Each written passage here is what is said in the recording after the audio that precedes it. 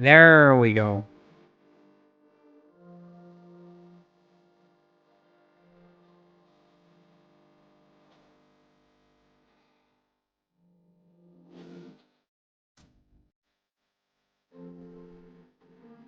This kind of goes hard a little bit, no? It's kind of fucks.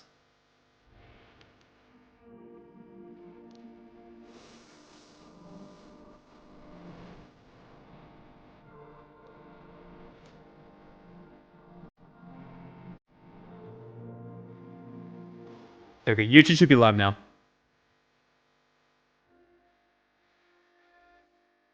Good intro song? True. Very, very true.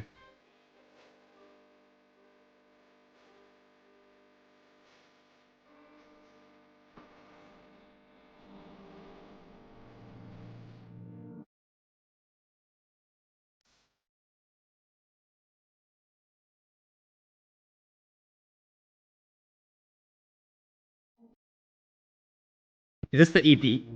I don't know what this is. Phoebe Daisy Crown. Is it copyrighted? Probably. If I but fuck it, it's who cares? If YouTube gets muted for this, then it's only the VOD gets affected, right?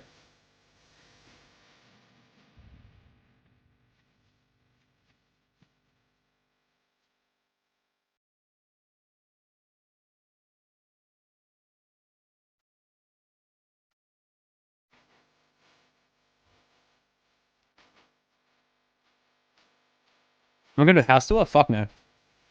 If I did a house tour, I would dox myself. My house is full of windows, so like it would very quickly give away my outside, and I'm very paranoid. Not that anyone would actually do it. I don't think, first of all, people would care enough to go through the effort. But, you know, all because the chance is low, it never means it's zero, you know what I'm saying?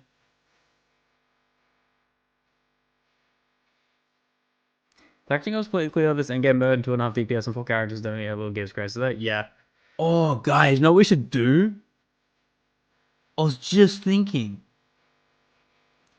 Because, like, it's kind of dead content again, right? We're kind of in dead content season for Gacha right now. I mean, Brant just came out, so, like, Wuthering Waves fans are eating good, right?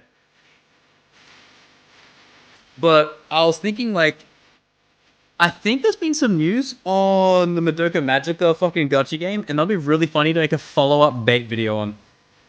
Hear me out. I say it's bad again, even if it doesn't look that bad. This is the most realistic AI in the world right now that remembers everything you tell it. I mean, my phone also remembers everything I tell it, and it collects my data. What the fuck is same? Oh, I'm fucking dumb. Sesame. Holy shit. Yeah, so when do we start? Alright, well that song was fun. That song was very fun. Back to the copyrighted music. Yeah. Is that on? That's not even on? Oh my god, I'm a fraud. I need to turn my light on. Oh my god. I'm gonna give myself the extra lighting, brother.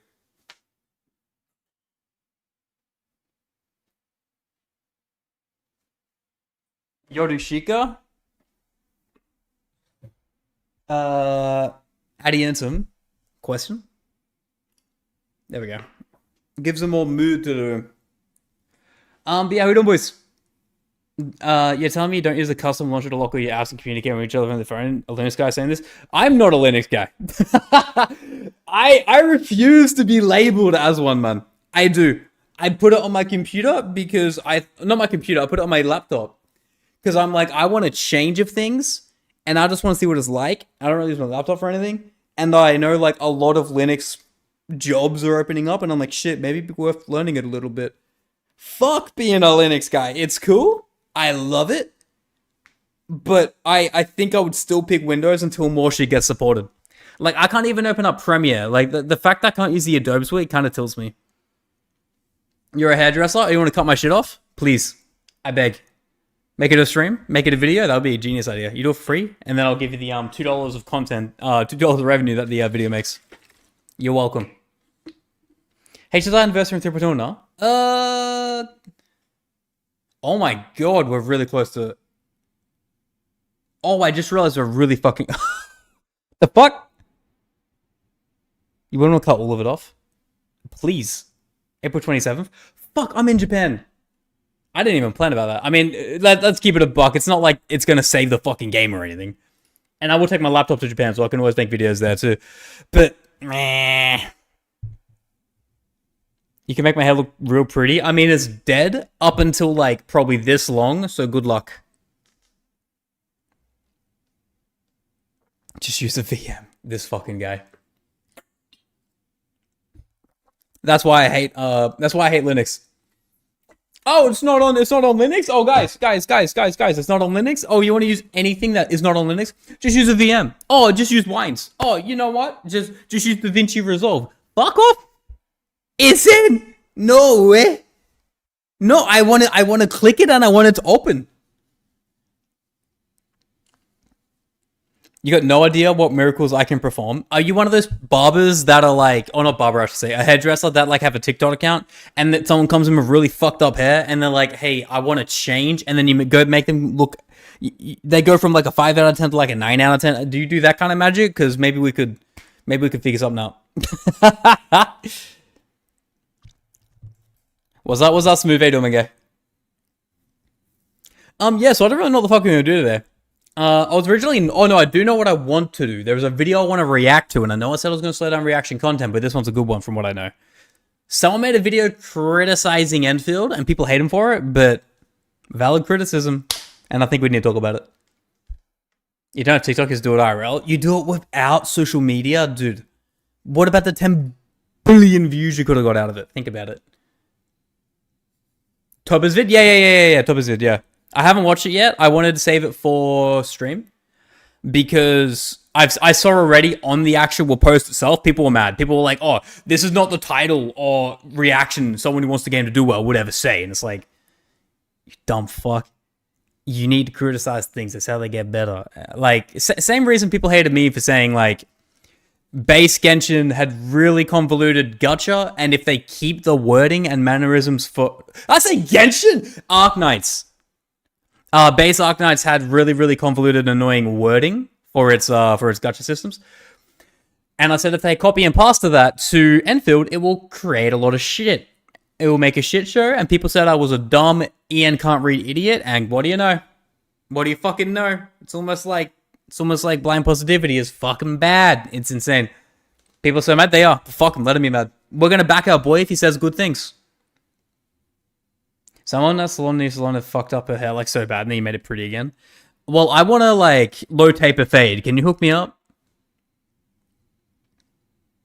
Can't meet any amount again. Yeah, me too, man. Me too. I'm only live to talk to the boys, as I said. This isn't like there's not really too much content brain when it comes to live streaming anymore, other than covering topics to make videos for. Yeah, dude, we're in dead season, and unless you're a Woowa creator, it's tough out here, man. As much as I love Woowa, it's just like, I don't feel like I contribute to that world enough to where I should be a creator on it, or be like a creator first on it, you know? Maximum bold? I am very bold, big true. Maybe braids? Oh, no, what, you think braids will go hard? What about waves? What do we get like the do-rag on when we get like the waves going? I think that would go crazy. Discourse on myth, but it's a good video nonetheless. Exactly, it can differ from opinions, but like thinking again. I haven't watched the video, so even I could be wrong here. But going into it with the idea everything this person says is wrong and in a negative light is fucking dumb. Color your hair. I've dyed my hair black before. Oh, not black. I dyed it brown before. Terrible idea. Oh no. Oh, that will never happen again for as long as I fucking live. Okay, no one dyeing hair. Dyeing hair's good. I'm cutting it. So boys, here's the thing. I'm doing a little GG go next strat. Okay, I don't want you guys to hear me out. I'm on a huge like, okay, not to be that guy. It's like not trying to be the vegan out there, but like having to mention every 5 seconds.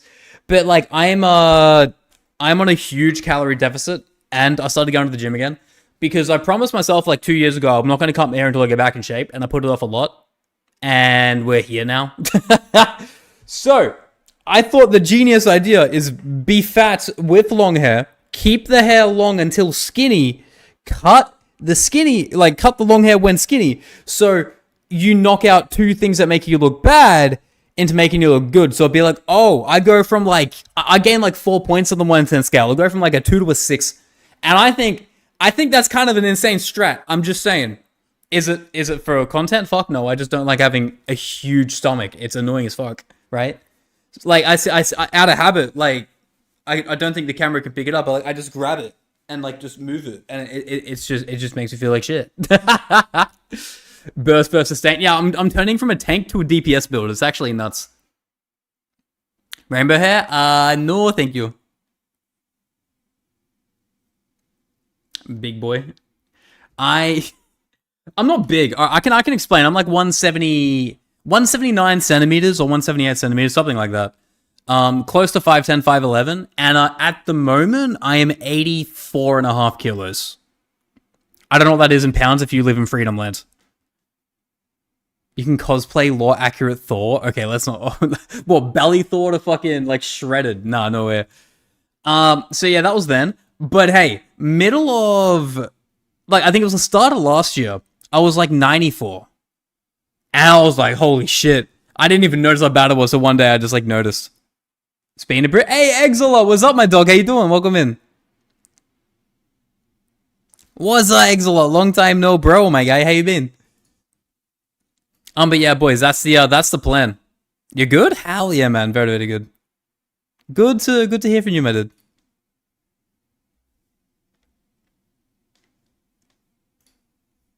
Oh, I forgot. YouTube does not have sound on fucking honkai because this OBS I have set up is terrible. Fixed, I think. Not fixed? Fixed. There we go. Pull for Tribby for fun? Let us dance once more. You're fucking with me, no? I'm doing very good. I'm doing very good. You walked 80k steps this week. Going outside does wonders. I am in metric. You're 193 centimeters and 102 kilos. Yeah, but that's a lot taller. That's not too bad a ratio, I don't think. Imagine outside, dude. My whole body is like torn to shreds.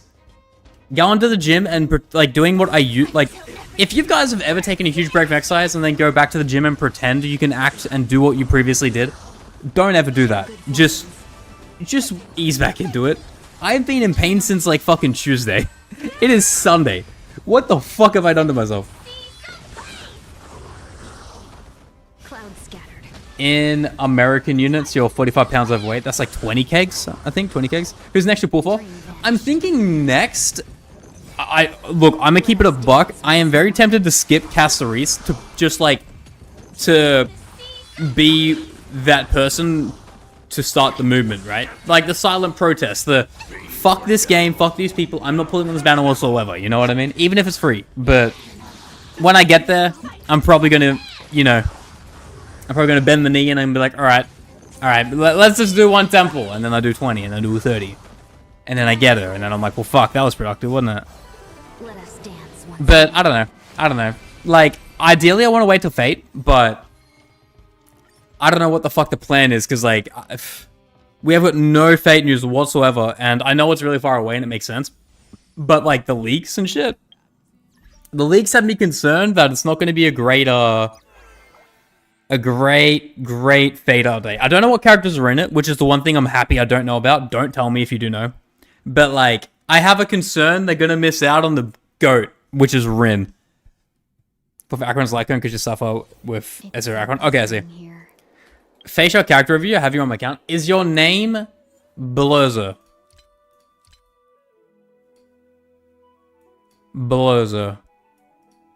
If your name isn't Belozo, I'm actually going to crash the fuck out. It is? Okay. Blah blah blah blah blah blah blah blah blah blah blah blah blah blah blah blah blah. Am I missing it? Account reviews? Yeah, we do have them, but they're not account reviews. No. Whoa. They're not account reviews.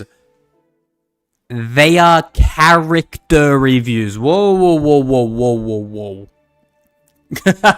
We're not doing whole accounts. We'll be here all day. We do character reviews, individual builds. Why can't I, why is it so hard to just send you UID? Why you gotta make me look through my fucking friends list here?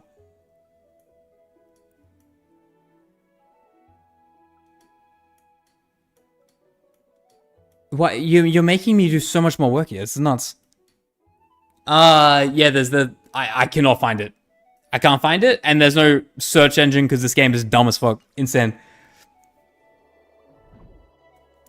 This character's good, computer. Yeah, dude, that's my character reviews. They're like, hey, this character's hot. Did you max all the traces? If you did, good. If you didn't, what the fuck are you doing? Thank you for the 200 points. And yeah, scammed. That is pretty much every single one I do. It is nuts. It's only third on your list. Did I miss it that badly? Nah, way, man. What do you mean? Nah, shut the fuck up. What do you mean?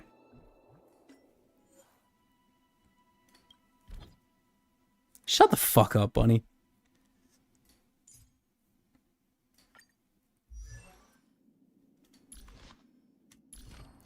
You have light cone. Owl eyesight? Oh, dude, I'm 88 years old. What do you expect? Max traces, goated. Relic set, perfect. No Eidolons. You have the light cone, so explain to me how we're on a 70-206 split. Why are we at 70? That is way too fucking low, brother. Speed's decent. You need 85 minimum. 85 minimum or it's not worth building. 85 min? Or put her in the bin, as I always say. Okay? Mine looks a bit fucked out, right? If I was to do direct comparisons, because I swapped all of my shit around crazy style. Which was silly, but we can get it back there if we need to. Yeah, get your crit rate up, brother. You have 78. Yes. Yeah, so let's just rewind a little bit. Like, let me go on a limb real quick. Like a whole fucking 10 seconds. Bozo. Yeah. The thing that I might have just potentially said out on a limb. Potentially. Pretty much. It sounded something similar to, I swapped all the pieces around for the fuck of it. This fucking guy, insane. Yeah, pretty cool fish out. You know, mine is. Look, I'm not saying mine's a staple by any fucking stretch, but I'm saying that Blur's is way too low. Well, like, because 70 is insane for a character who hits like 30 times, right? Should you buy it like that on purpose because of some meme? What the fuck is my bio?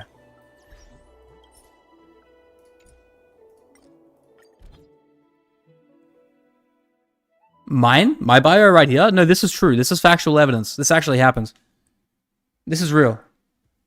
This is this is like I got awarded this by hoyoverse. Yeah. I'm that guy. Is it just me? Do you look more pixelated than usual in 480p? Do I? Is this the thing, guys? Do I look more pixelated? My shit looks fine. I'm assuming it's fine, it's just you. What's some of the character reviews? Until I say enough, because like it depends, right? Slow news day like today, we could do a couple. If it's like, oh, a patch update or we're doing some grinding or shit, I'll refund them later. Or just do them at the end of the stream or miss them entirely. Gacha's dead, Enfield will revive it. Renegade, I hope so. I really fucking hope so. Oh, I really hope so. Because you took have one. Wait. Internet diff? Okay, cool. Yeah, so the way it works, the point reviews, you have to give me your UID and we'll check out a character of your choosing. Yeah, and then, you know, from there we decide what to do next. When I look left and right too quick, it's pixelated. It's probably your internet on 480p and also Twitch's bitrate being insanely shit for non-partners. Roast my Acheron, say less, brother. Say fucking less, brother. Let's check it out. Let's check it out, guys. Let's do the ratios. I've already got the website. Anchor. Yeah, you can post in for relapse. Dude, it's fucking tough out here, isn't it? It sucks. Alright, what's the setup? Acheron Rose there. What the fucking hell and shit and cum is going on here?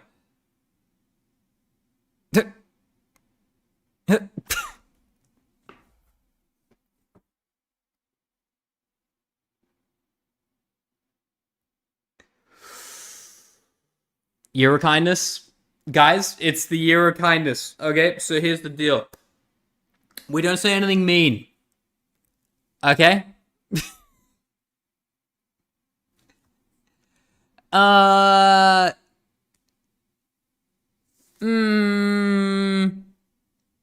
I will tell you is it needs work. I would give it a 10 if it wasn't 8 points short.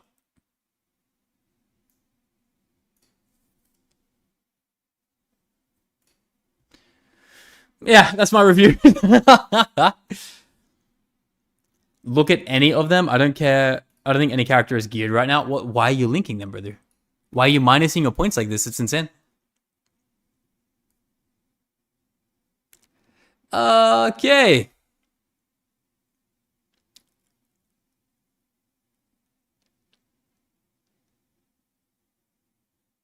Basic. Decent.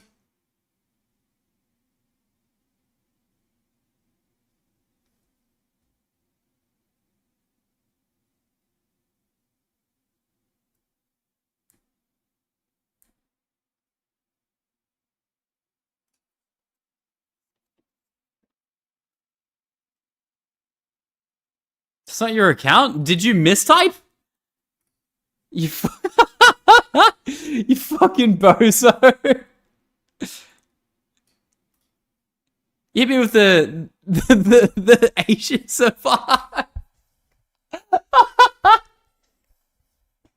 Alright.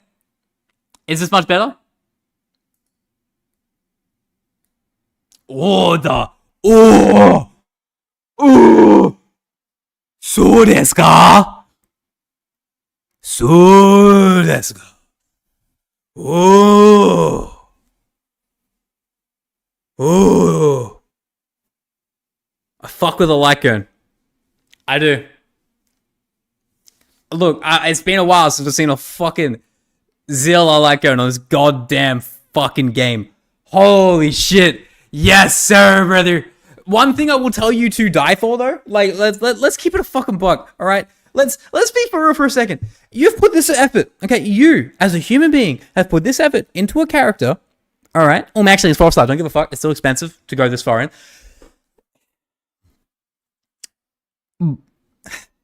Am I missing something, or are you legitimately soft capping your traces at fucking 10? Am I just dumb?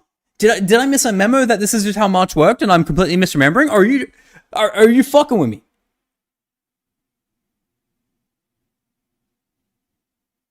I won't. Shut the fuck up. Is this? Nah, way, man. Nah. No way. No way. No fucking chance, brother. Why?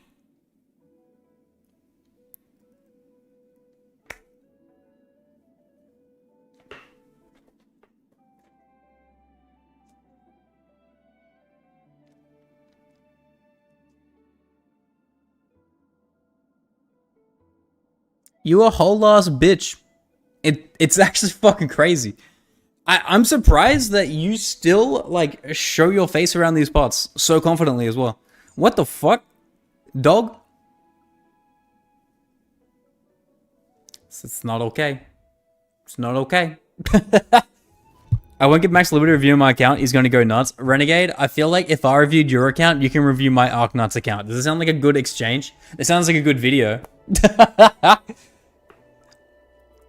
Renegade, I would not bully your account because I already know it would be bad, right? But lucky for you, hoyoverse games are about as easy as putting a circle through a circular hole and a triangle through a triangle hole, right? This is preschool elementary shit when it comes to gameplay. You can have dicked out builds. It don't matter because this game is so fucking easy, okay? But it would still be funny. What about review my Steam account? My Steam account? Mine? There's way too much, like, goon on it.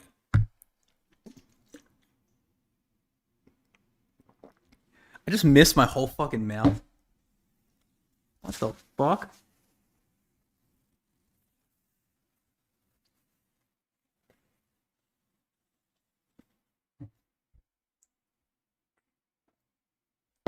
Does it have Honey Pop? Honey Pop was free, like, a month ago, so I did install it, but I never opened it. Does that count?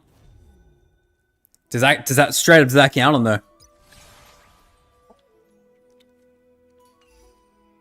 Going back to writing real Star Rock kids. Alright, go enjoy. Enjoy eggs.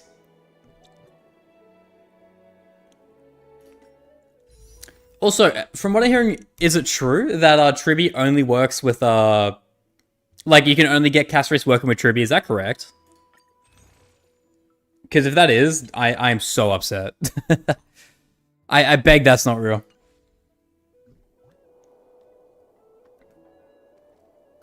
Honeypot was a bop?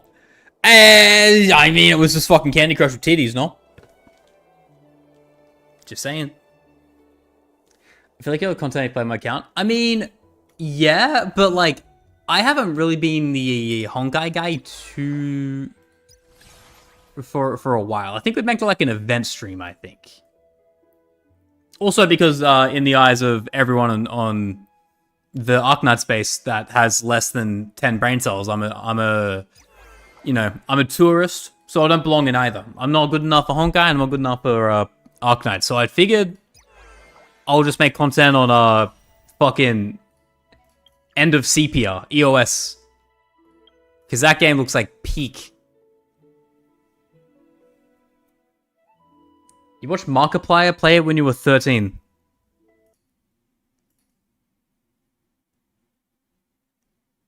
What? You watched Markiplier... You watched Markiplier play... I'm assuming this is Honey Pop.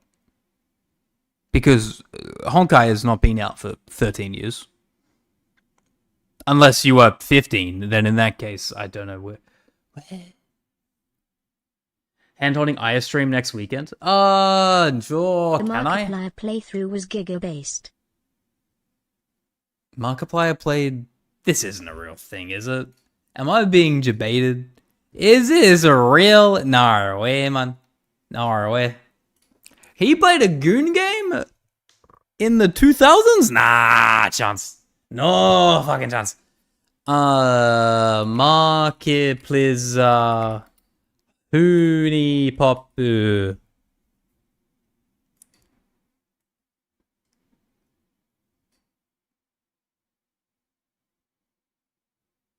What? He didn't even do thumbnails. Holy shit.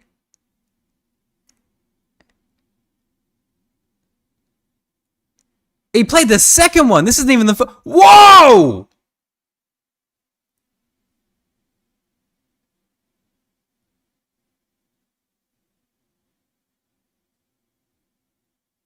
He did 9 years ago. I want to fucking die. Holy shit. That's, wow.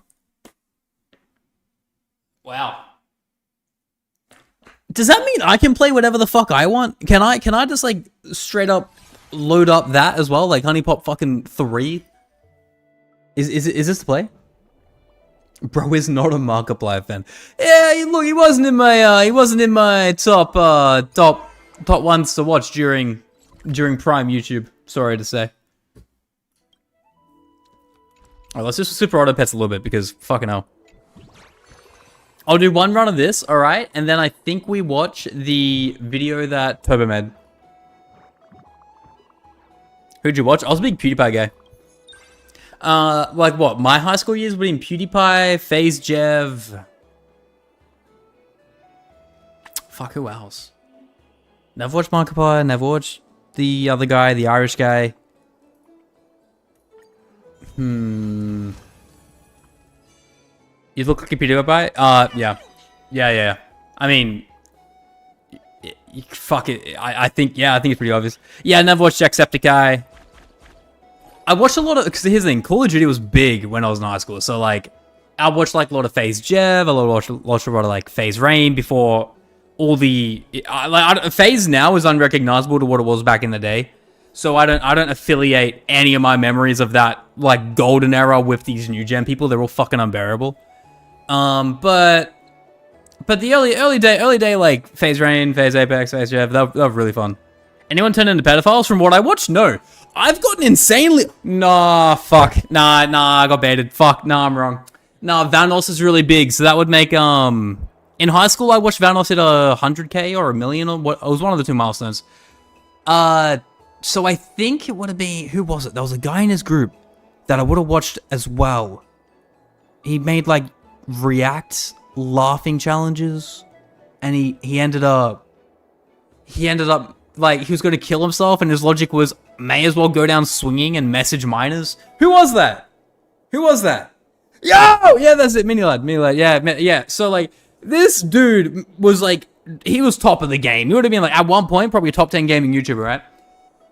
And then he got really, like, mentally depressed, and his logic was, at least from DMs when he got exposed, was, I don't know, man. I was going to kill myself anyway, so I figured I would just go down swinging and message minors.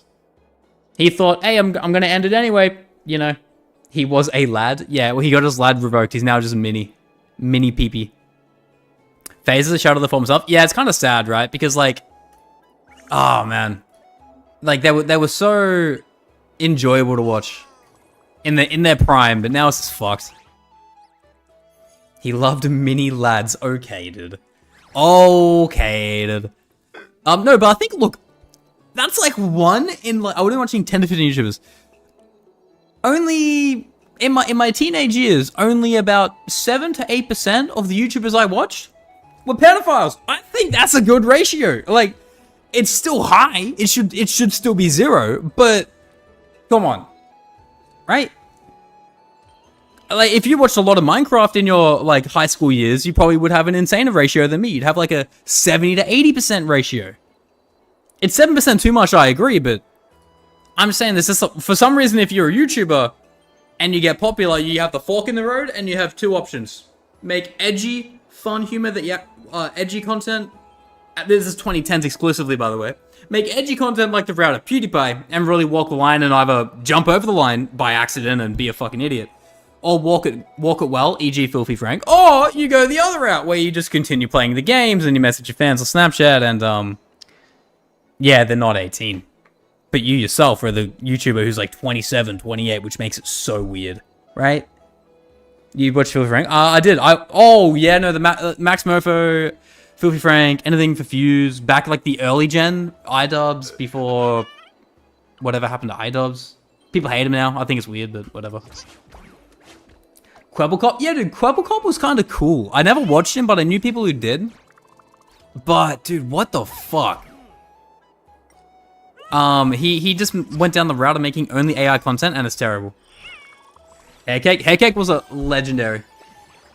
Haircake was an iconic one in Australian culture, I will say. A lot of MC groups in Unlimited Days going worse. Yeah, exactly right. I just gonna head in because he dated an OnlyFans girl. Others don't really care. Yeah, so like it's weird because one of my best friends, right? We both grew up watching the same shit. Bad unboxings from iDubbbz, really edgy shit from Filthy Frank iDubbbz, Max Mofo, like, you know, Torture Twister, Haircake, Gentleman's Club, you name it, we watched it, right? But I kind of, everyone grows up, right? So I kind of looked at it like, oh, iDubbbz is not who he was. You can call him being whipped by his girlfriend. You can call him whatever you want. You can call him a loser, but he looks happy. So who the fuck cares? So I don't care, but my friend on the other side, he's like, he's a fucking loser, dude.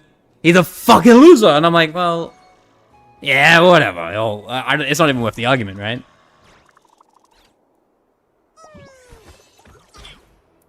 iDubbbz used to get misdiagnosed again. Yeah, because he shaved his eyebrows and head. He looked fucking sick. Dan TDM literally grew up from all viewers. Dan the Family Man. Okay, guys. If popular MMOs... Oh... Man, guys, all right. I wanna know if the name Cryfu means anything to anyone. He was like I think he still makes content now. He was a MMO YouTuber, kind of dabbled in Gacha a little bit. Popped off usually. I think it was pretty big, like a bit before COVID, with like Eversoul and like Final Fantasy 14.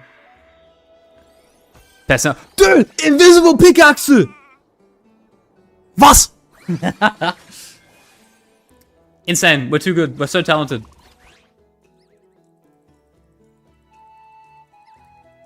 Don't know about Jen, though. Wait, if you're talking about iDubbbz. Look, I just think delving into people's personal lives and deciding in your head whether or not it's the correct move if they're happy is a weird way to go. I think maybe we should just be fucking happy. Yo, Amy, thank you for the gifted. Appreciate you. Oh my god. Thank you so much. Who got the sub? Galang? Galang? You fucker, dude. Galang, enjoy the ad free, enjoy the goddamn emotes, and more importantly, enjoy the badge to flex that you are a sub again. Oh my god. Amy, I appreciate you so much for that gift. Appreciate you. Thank you, thank you. It means a lot. I hope Jerome as F isn't I don't know who that is. I've never heard of Jerome as F. Never heard of Sunday Blurzer. I'm assuming that's like TikTok generation, right? I'm assuming if I'm not seeing a name that you guys are writing, you're probably under the age of like 19, 18. The Chewbacca? ¿Qué pasa?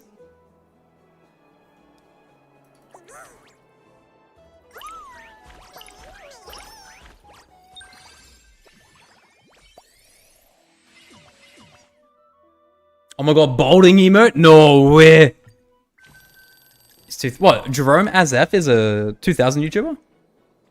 I'm assuming you're clarifying, but like, I want to see that for myself. Was from the Pack Minecraft group. See, okay, this is a hot take. I think I've said it a lot. I think, not that I think Minecraft is a great game. I fucking hate it though. I can't play it. So I can't watch content on it. I can't, actually, no, that's a lie. I watched one person make content on Minecraft in my whole life. It was like a hardcore world by a guy called Syndicate Project. Turns out he scammed every one of his fans for like tens of millions of dollars on like Counter-Strike skins. But other than that, I cannot bear to watch Minecraft or play it. It just doesn't compute in my brain because it's so sandboxy and I can't, if you leave me to my own devices, I can't play a game. I don't have the IQ to make myself entertained. It's like, you need to give me something to work towards that has a direct lineal line. You know what I mean? It's tough. It's tough. Being so small brain like me, you just sometimes it's now, you know? Have you watched Sidemen? Still watching? Dude, it's been like 12 years. I would probably be on a list if I was still watching them. So no, I don't watch them anymore. I don't watch Sidemen. I used to when I was a kid, back when FIFA was popular, but not anymore. Probably like Terraria. No, I fucking hate Terraria. I hate it even more than Minecraft. The same way, the HHS system goes, bro. That's what I mean. I need the game to tell me where to go and what to do.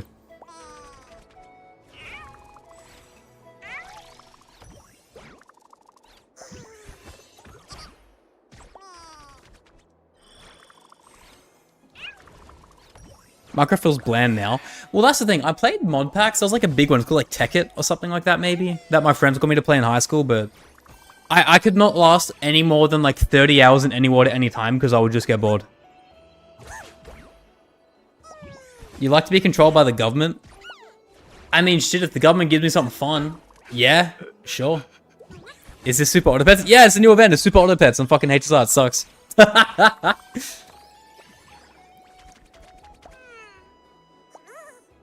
There's a guided pit. No, but I think it's because it feels... It's because the end game is so vague. You know what I mean? It's like in Minecraft. Oh, kill the Ender Dragon. Okay, you'll love that. You go do that. You don't give me a time frame to do it. You don't give me a line of quests to do it. You make me just make a pickaxe and hit the ground until I get different colored rocks to merge together to eventually be able to fight the fucking thing. That's my issue with Minecraft, and same with like kind of Terraria. Yeah, like I want to love MMOs. I can't play MMOs. Like the only one I played that I've ever enjoyed was Blue Protocol, and we saw how the fuck that went. Mismanagement at the wazoo.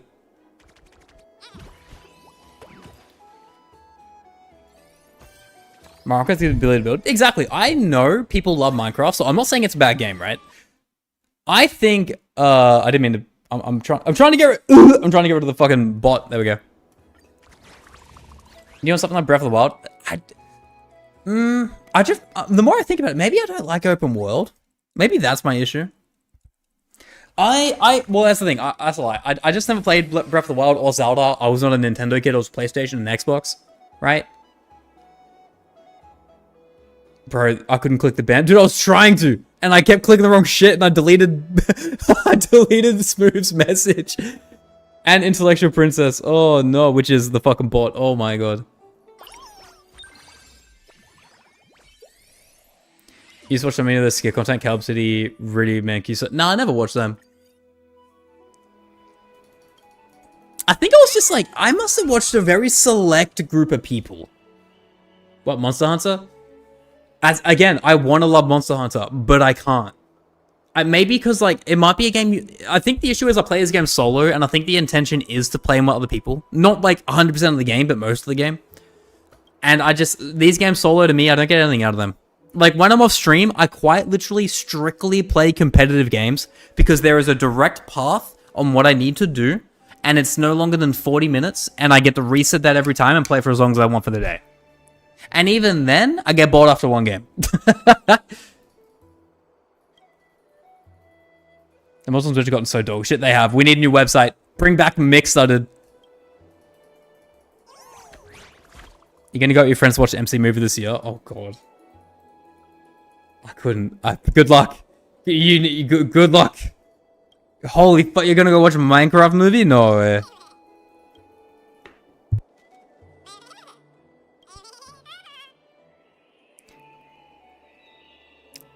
Dude, do we have any big movies coming out this year? Other than, like, obviously Minecraft. Like, any, like, actual hype movies? I know Mickey 17 came out this weekend. I'm gonna go watch that next week. Are there any big movies coming out? Oh, no, I'm done with... Holy shit! I need to be put to bed. Oh my god, someone euthanize me. I didn't mention the best movie of all time coming out. How could I forget Chainsaw Man? Chainsaw Man Resurrect Arc. We get news on that in like a week, by the way, for those who are interested. How did I forget? Shrek 2026. Shrek looks terrible. Demon Slayer. Yeah. Funny. Haha. Wajaja. Not that hype, in my opinion. Chainsaw Man Resurrect Arc. Have you read Chainsaw Man? Or better yet, do you like Chainsaw Man Season 1? I think Resurrect Arc is super hype for people who have read that arc already, because it's like, by far, it dunks on the first arc of Chainsaw Man so hard. It's not even close. Oh, you mean Jurassic World? Oh, I see. Yeah, Jurassic World feels like just a cash grab. I was playing League, you didn't type you like me, you need a game to follow a route. Hold on a minute. That's when I've tried to play League, but League's too convoluted for me. I think my little pea brain can't get it. The new Tron movie that is Jared Leto as the lead actor. Wait, what? You're kidding? This is a thing?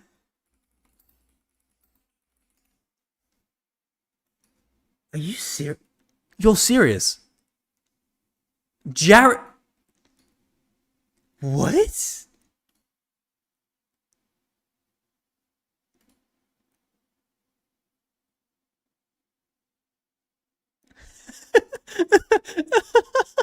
What the fuck is this? There are two notable actors here, and that's it. One of them is a fucking musician. We've got Morbius, and we've got Spencer from Criminal Minds. Is that Spencer from Criminal Minds, or am I actually having a schizo moment? It's not, is it? Oh, Kick-Ass, that's what I'm thinking of, sorry. Yeah, Kick-Ass. I do not know a single other person in this whole cast. This movie looks terrible. GG.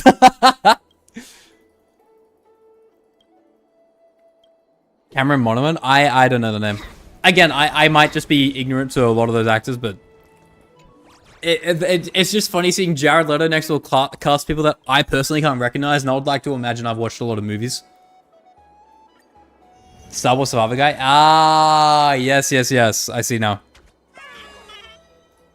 I would never make that correlation. Okay, so there's a couple good people in it. And by couple, I'm not saying Jared Leto. Jared Leto fucking sucks. Is it a hot take to say Jared Leto's a bad actor?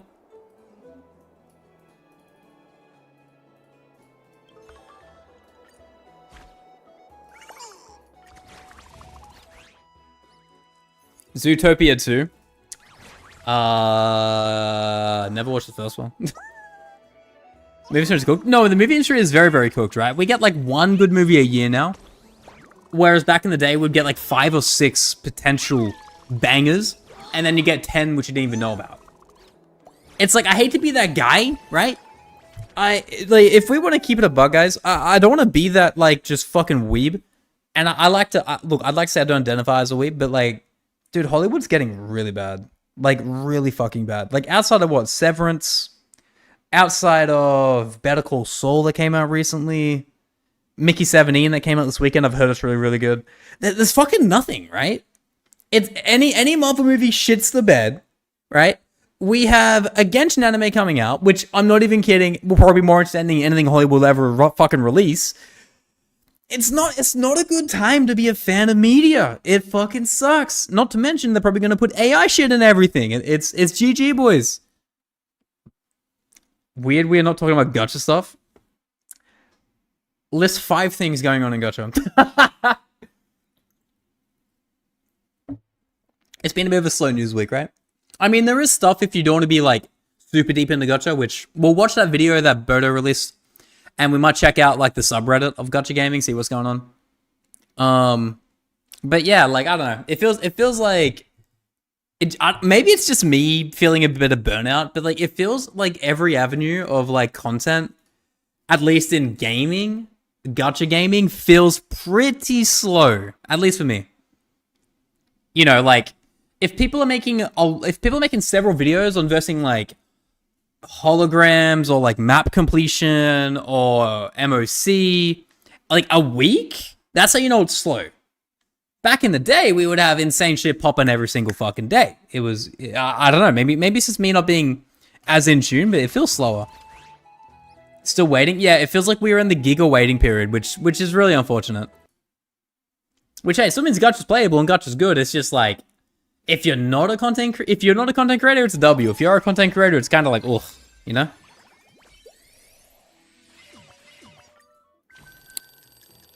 And I mean, that is just adapted in light novel swaps. Yeah, there's a lot of isekai shit, but, you know.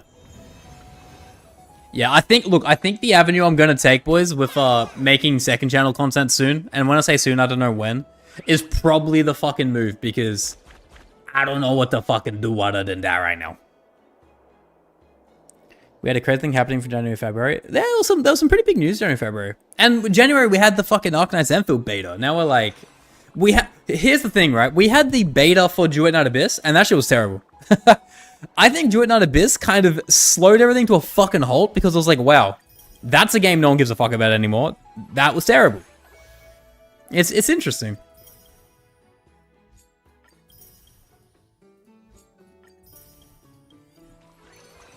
When is podcast channel? What would you guys want to hear me talk about? I think everything gets slowed down because people in Monster Hunter Wilds. Well, I think it's like a bit of both, right? I think there is slowdown because of Monster Hunter Wilds, but I also think Monster Hunter Wilds is coming out at the perfect time because there is nothing out right now. I think that's kind of the W. Because we were meant to have as a Premiere right now. But here's the kicker. We didn't even get a second fucking trailer by a year and a half in, so who knows, right? Everything gets, oh yeah. Politics. I don't think the politics are affecting Gacha. I don't know if you mean real world or if you mean like creator politics. I know Pocky said something dumb again, but like, I don't think that should affect it too much. Alright boys, I'm doing a poll because I love the content and there's nothing to do. Up bang. Okay, good. Give me 5 purples, thank you. You meant podcast? Oh. It's an... Oh, when we talk about politics. Oh, now I get you, sorry. Peanut brand. Following the new... Yeah, Blue Protocol... Was it called New Horizons or something? Horizon Dawn or some shit? That could be fun, but we have no info on it again. Oh, we'll take a links. Okay, take a double. Okay, not bad, not bad. Build up some pity. Pocky's name alone now. Dude, look, I believe... Let me pull up the tweet. I'm convinced Pocky... look, I don't think it's surprising, right? I'm pretty confident a lot of what Pocky tweets, even if he does believe in it, is directly there to garner traction. And that's the way the fucking cookie crumbles. Star Resonance, thank you 3. So, like, you know, it's not here nor there. Whether or not it's his opinion, I just think he has a talent at, like, I think he knows that he's known as, like, the premium go-to guy to dunk on when people say shit. But he, like... He knows how to weaponize it and make content out of it, which I can respect. Yo, hey, what's up? Hey, how you doing, my guy?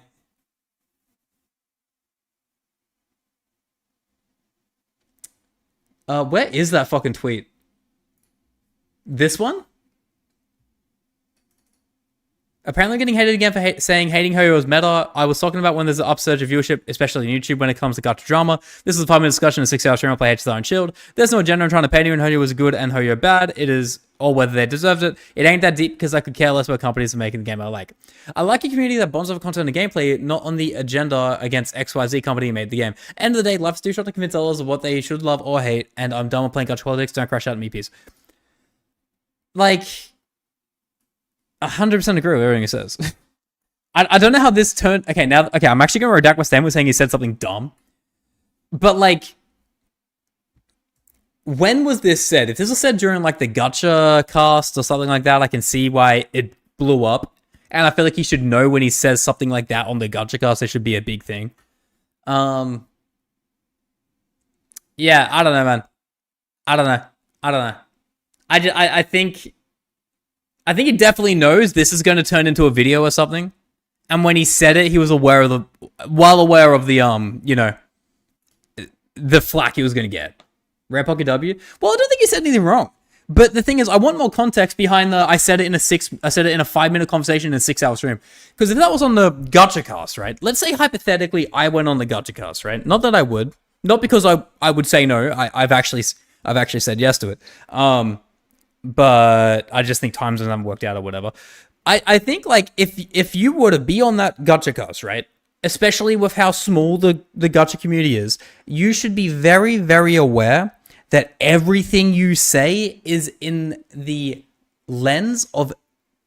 I'm not going to say every Gacha fan or Gacha viewer or Gacha community member, but it is fucking close. And it gets spread. The clips get spread a bit like live stream fails-esque. So... if I didn't want that to be a fallout statement, you know, that would push back and fall on me, I just wouldn't say it. It was just legit clips and around during an normal stream. Okay, well, that's different then. That's different. Right, that's all I wanted to exactly know, right? Yeah, no, so he's done nothing wrong. He just got the short end of the stick, and that sucks. Hating Pocky is very meta. I think that is true. But that being said, is he getting cancelled? No. People disagree with his fucking takes. No one's cancelable. I hate the phrase cancelled. It is the dumbest fucking thing there is.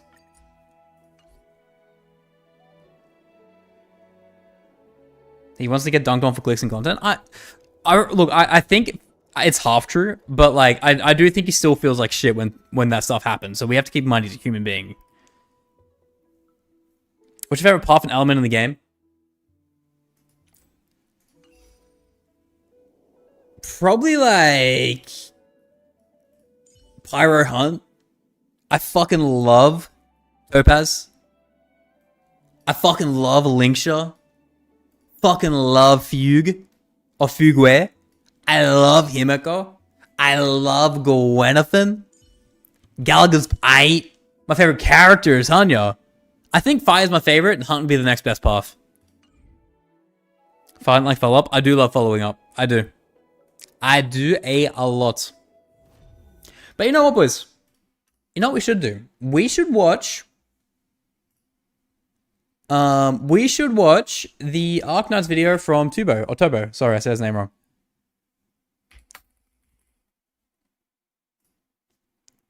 I like Kiana. Ooh, who?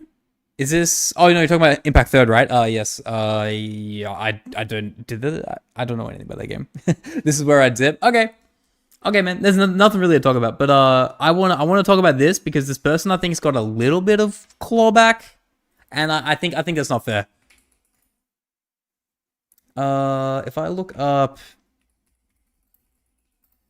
Def now. There it is. Here it is, brother. Our boy made a video pretty much breaking down Arknights Enfield and the issues with it. And I think it's worth talking about. You know what I mean? What's good has been? It's been good. It's been very good. Yeah, so I think this is the play, boys. This is the play. We watch this. You gotta get back for a second. I'll be back. All right. Yeah, we'll watch this. We'll talk about it a bit. And then I guess after that, we will go back to yapping a bit, I think. Watch the Hodera one first. Why? Is there context from that one to this one? Is there any direct reason other than preference? Because this is just a video, right? This is them talking about Enfield. I mean, I'll look at the Hodera one and see why exactly you want that. What's this? Just for memes?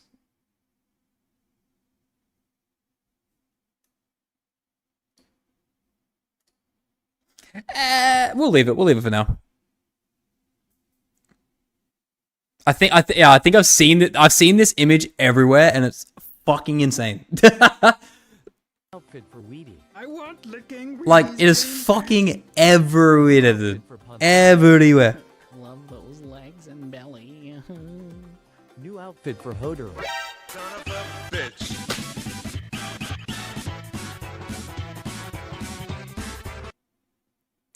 The fuck.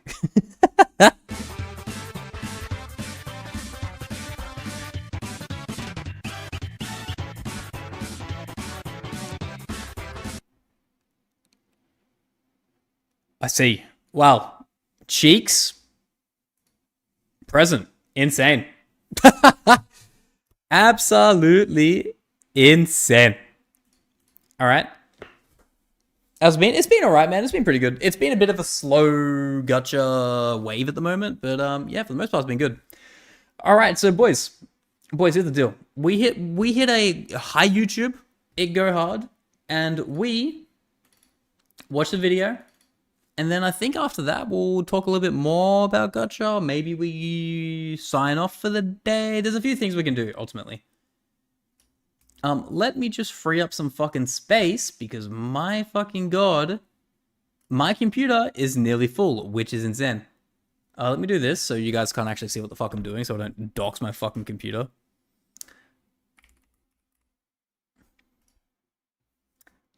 Get rid of those. It's hard. Did I hear that correctly? Yeah, it's YouTube hard. Yeah, I always get hard. Wait. Ah, fuck it. It's fine. It's fine. All right. All right. So, hi, YouTube's in chat, and we watch contents. Okay. GG.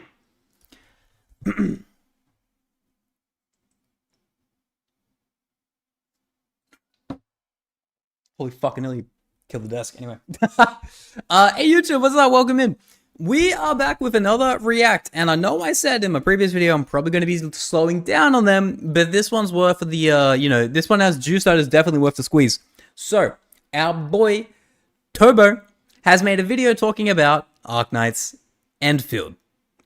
And it looks like it's probably going to be leaning towards a more critical approach to it and the shortcomings of it and everything like this.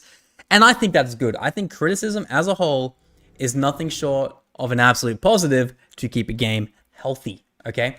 Games only hit the heights we want them to hit when we tell them where the issue is, okay? Because if we just blindly glaze this, if we blindly glaze a video like this, oh, a game like this, I should say, and just let it go on and be released in the state it's in, it turns into Genshin Impact. It is popular, sure, but it dies off. People stop caring about it because they don't innovate, and they barely even maintain. Arknights, on the other hand of things, typically do innovate and like to be creative. Sometimes it can be too ambitious, and they need to get pulled back on a little bit to get the product we want, and the product they're also happy with, okay? So, without further ado, we're going to watch this video. If you do like this video, please like, comment, and subscribe. And I will link Tobo's videos in the... No, I'll link the video of Tobo's in the description below, so you can go like it as well and subscribe like I have just done. So, without further ado, let's watch the video.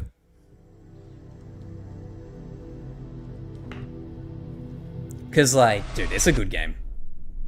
I'll interject with my shortcomings and what I think the issues of the game are when Todd brings up this. Said with certainty about Arknights Enfield after its beta test. It's got huge potential. It's going to be very popular, and this NPC is really sorry. Really sorry, really sorry, really sorry, really sorry. Having I'd played never the full experienced duration that. of the beta, I can confidently say that Arknights Enfield has the potential to define a whole new generation of gacha games.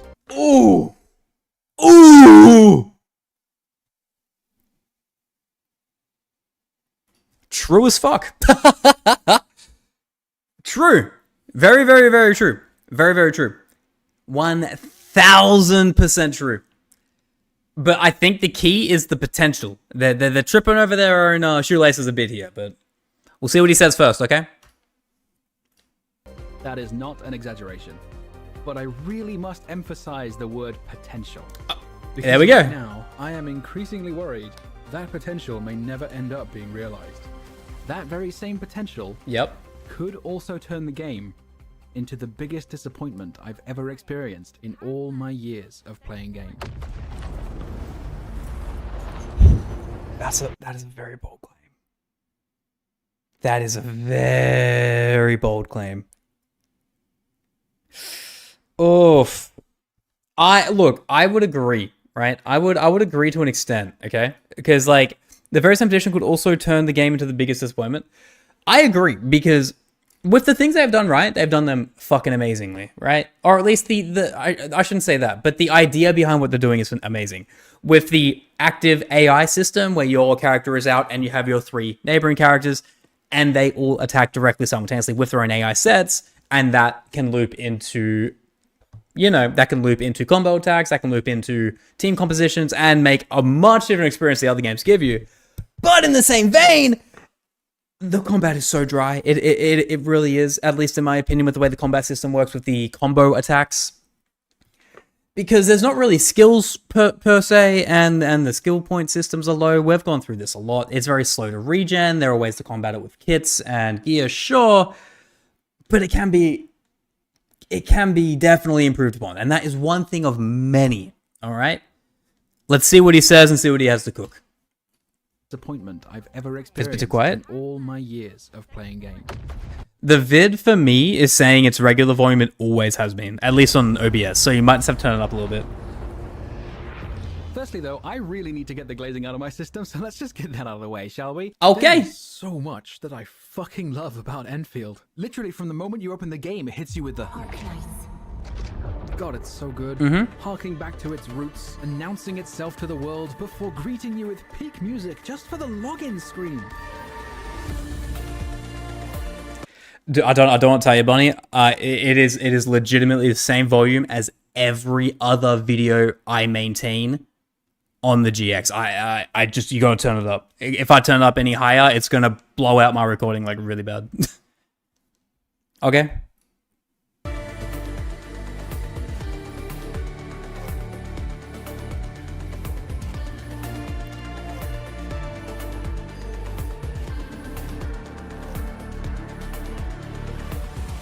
The satisfaction of seeing all the sprawling factory belts come together, customizing map traversal with zip lines, the activity in Whoa. the Djang with your operators working and saying hello, You're here, Administrator. True. the view of Talos 2 from the Nexus, the phenomenal sound design. Karmic justice. Dude, those bassy thuds, like the fucking... Oh! It's like in a theater, brother. I mean, the game is cinema, so... The eerie environment and music of Valley 4. I think, well, look, we can all agree that the music in this game is different. Like, in such a positive light. You love this game? I already do love it. I played it. I loved it. It needs improvement, Gorgeous sure. environment and music of But Japan. majority of it, it's going to be a good game. Oh, it's so beautiful, man. Headhunting. Oh my good lord, the headhunting. Oh, the on music, bottom yes. screen gets you all excited as if you're preparing for a rocket launch. You click the button, you hear those distant scintillations, and then Yes, sir, brother.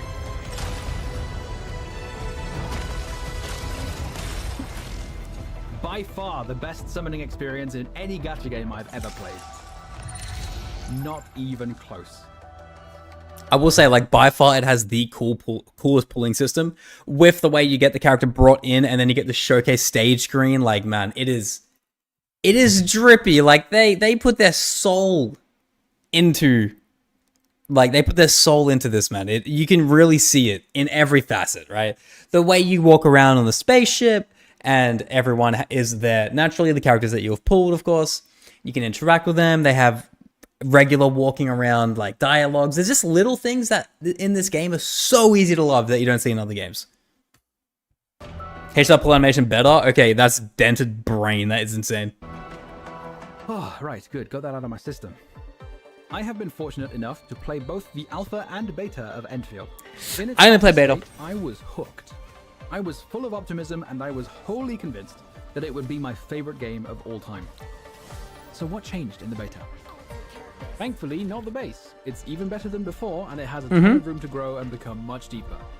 Of course, even though the base has a very obvious target audience, with the nature of it being a gacha game, there will inevitably be those who are simply addicted to account progression as gameplay, and will play games they would otherwise have zero interest in, just to feed that addiction. Of course, right? It kind of goes both ways. This will turn off gacha players, but in the same vein, this feature of a factory will also bring in people who don't play gacha games because they just want that fix. They want that satisfactory, they want that Factorio kind of feel, right? It's such a sick X factor for a game to have because for everyone that's going to turn away, it's going to bring in so many others. And like, I can't wait, man. I think it's done very well. I love the base system. Just remember how they're going to implement it on mobile devices. I have a lot of faith because this game is on a very, very highly augmented Unity engine that is going to be fine on phones. It might just be one of those things where we do need to understand this game is going to also be the future of gacha, right? It's coming in 2025. Your smartphone from COVID is probably not going to run it anymore. That's just going to be the hard truth. I think we're going to be slowly breaching that barrier of hitting that next generation of gacha games on phones, at least, where you're going to need stronger phones because the bare minimum requirements from a few years ago, they're not going to cut it anymore. Because like the curve of, like, we had Genshin, right? We had Genshin, like, that was a big jump from regular gacha games. Then we had Star Rail, which kind of on the same gear. We had Woo, which was a little bit of a jump. Dude, this Arknights, Ananta, they're flying off the screen. So, like, yeah, I think it should be a non-complaint with tablets and with mobile devices, but we will see, right? We will definitely see how they do fare in performance. I have faith they're going to do it well, but we'll see. For those players, rather than simplify the gameplay, which would only annoy its fans and still wouldn't be good enough for the True. gacha addicts, they instead created these wacky inflatable tube guys, which you then have to murder in cold blood. Yes, blow them up. Bow! Easy. I unlocked a bunch of tutorials for it. They are quite possibly the most needlessly hand-holding tutorials I've ever had to do, but I don't mind their existence at all if it... I will say, I fucking hate the tutorials. These tutorials, I don't know how. I found a way to soft lock myself. I would find ways to be in the tutorial, do everything it asks from me, but it still wouldn't tick off in the corner because I would not make my own. So for example, if it told me to make a refiner, I would not make I would make the refiner, but there'd be a second one to get the bonus objective done. So I would use that second one already on the field when in reality it was wanting me to make a second one, so it wouldn't work. So I would repeatedly be in there for 10 minutes at a time and actually can't get it done because I'm dumb and I'm like, I have everything done on the field, but for some reason or another, it just doesn't want to complete until I figured out that it has to actually count your brand new builds, not the ones currently on the field, which in that case, why even make the original ones in the first place? Just a little rant, but it is something I noticed. I I was too intelligent to use what was at my disposal already instead of making things, because I'm just such a genius, you know what I mean? I must say, Unity looks really good. You ever see much Unity actually make a visual of that, especially Unity, your budget often energy. Exactly. Well, that's the thing. Like, dude, when you have a budget that these gacha games are going to have, Unity, the engine, I don't think, at least for the graphics, is going to be bound to like any real rules, right? They could bust this out on many things. I think they chose Unity to augment it because they wanted it to be so sustainable on a mobile platform or low-end PCs. They can keep cooking and make it deeper, more complex, and even more fun and satisfying. But yes, I do love the base system, For TLDR. those who are hoping for just another account progression dopamine machine, who lament the mere thought of meaningfully engaging with the base at all, fear not, there is actually an easy solution. Don't play it. Unfortunately though, in spite of everything I've mentioned so far, Enfield has made what I feel are very significant mistakes. Pretty much all of them are fixable. These are Here comes criticisms. but in general, beta tests tend to look pretty similar to their full release versions. So let's dive in.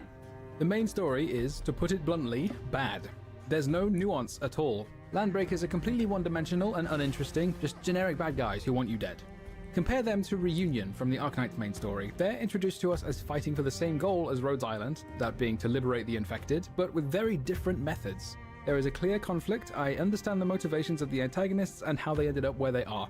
Landbreakers have none of this. We also know almost nothing about the aims or motivations of the main villain Neferith, who might just be one of the most toothless villains I have ever seen.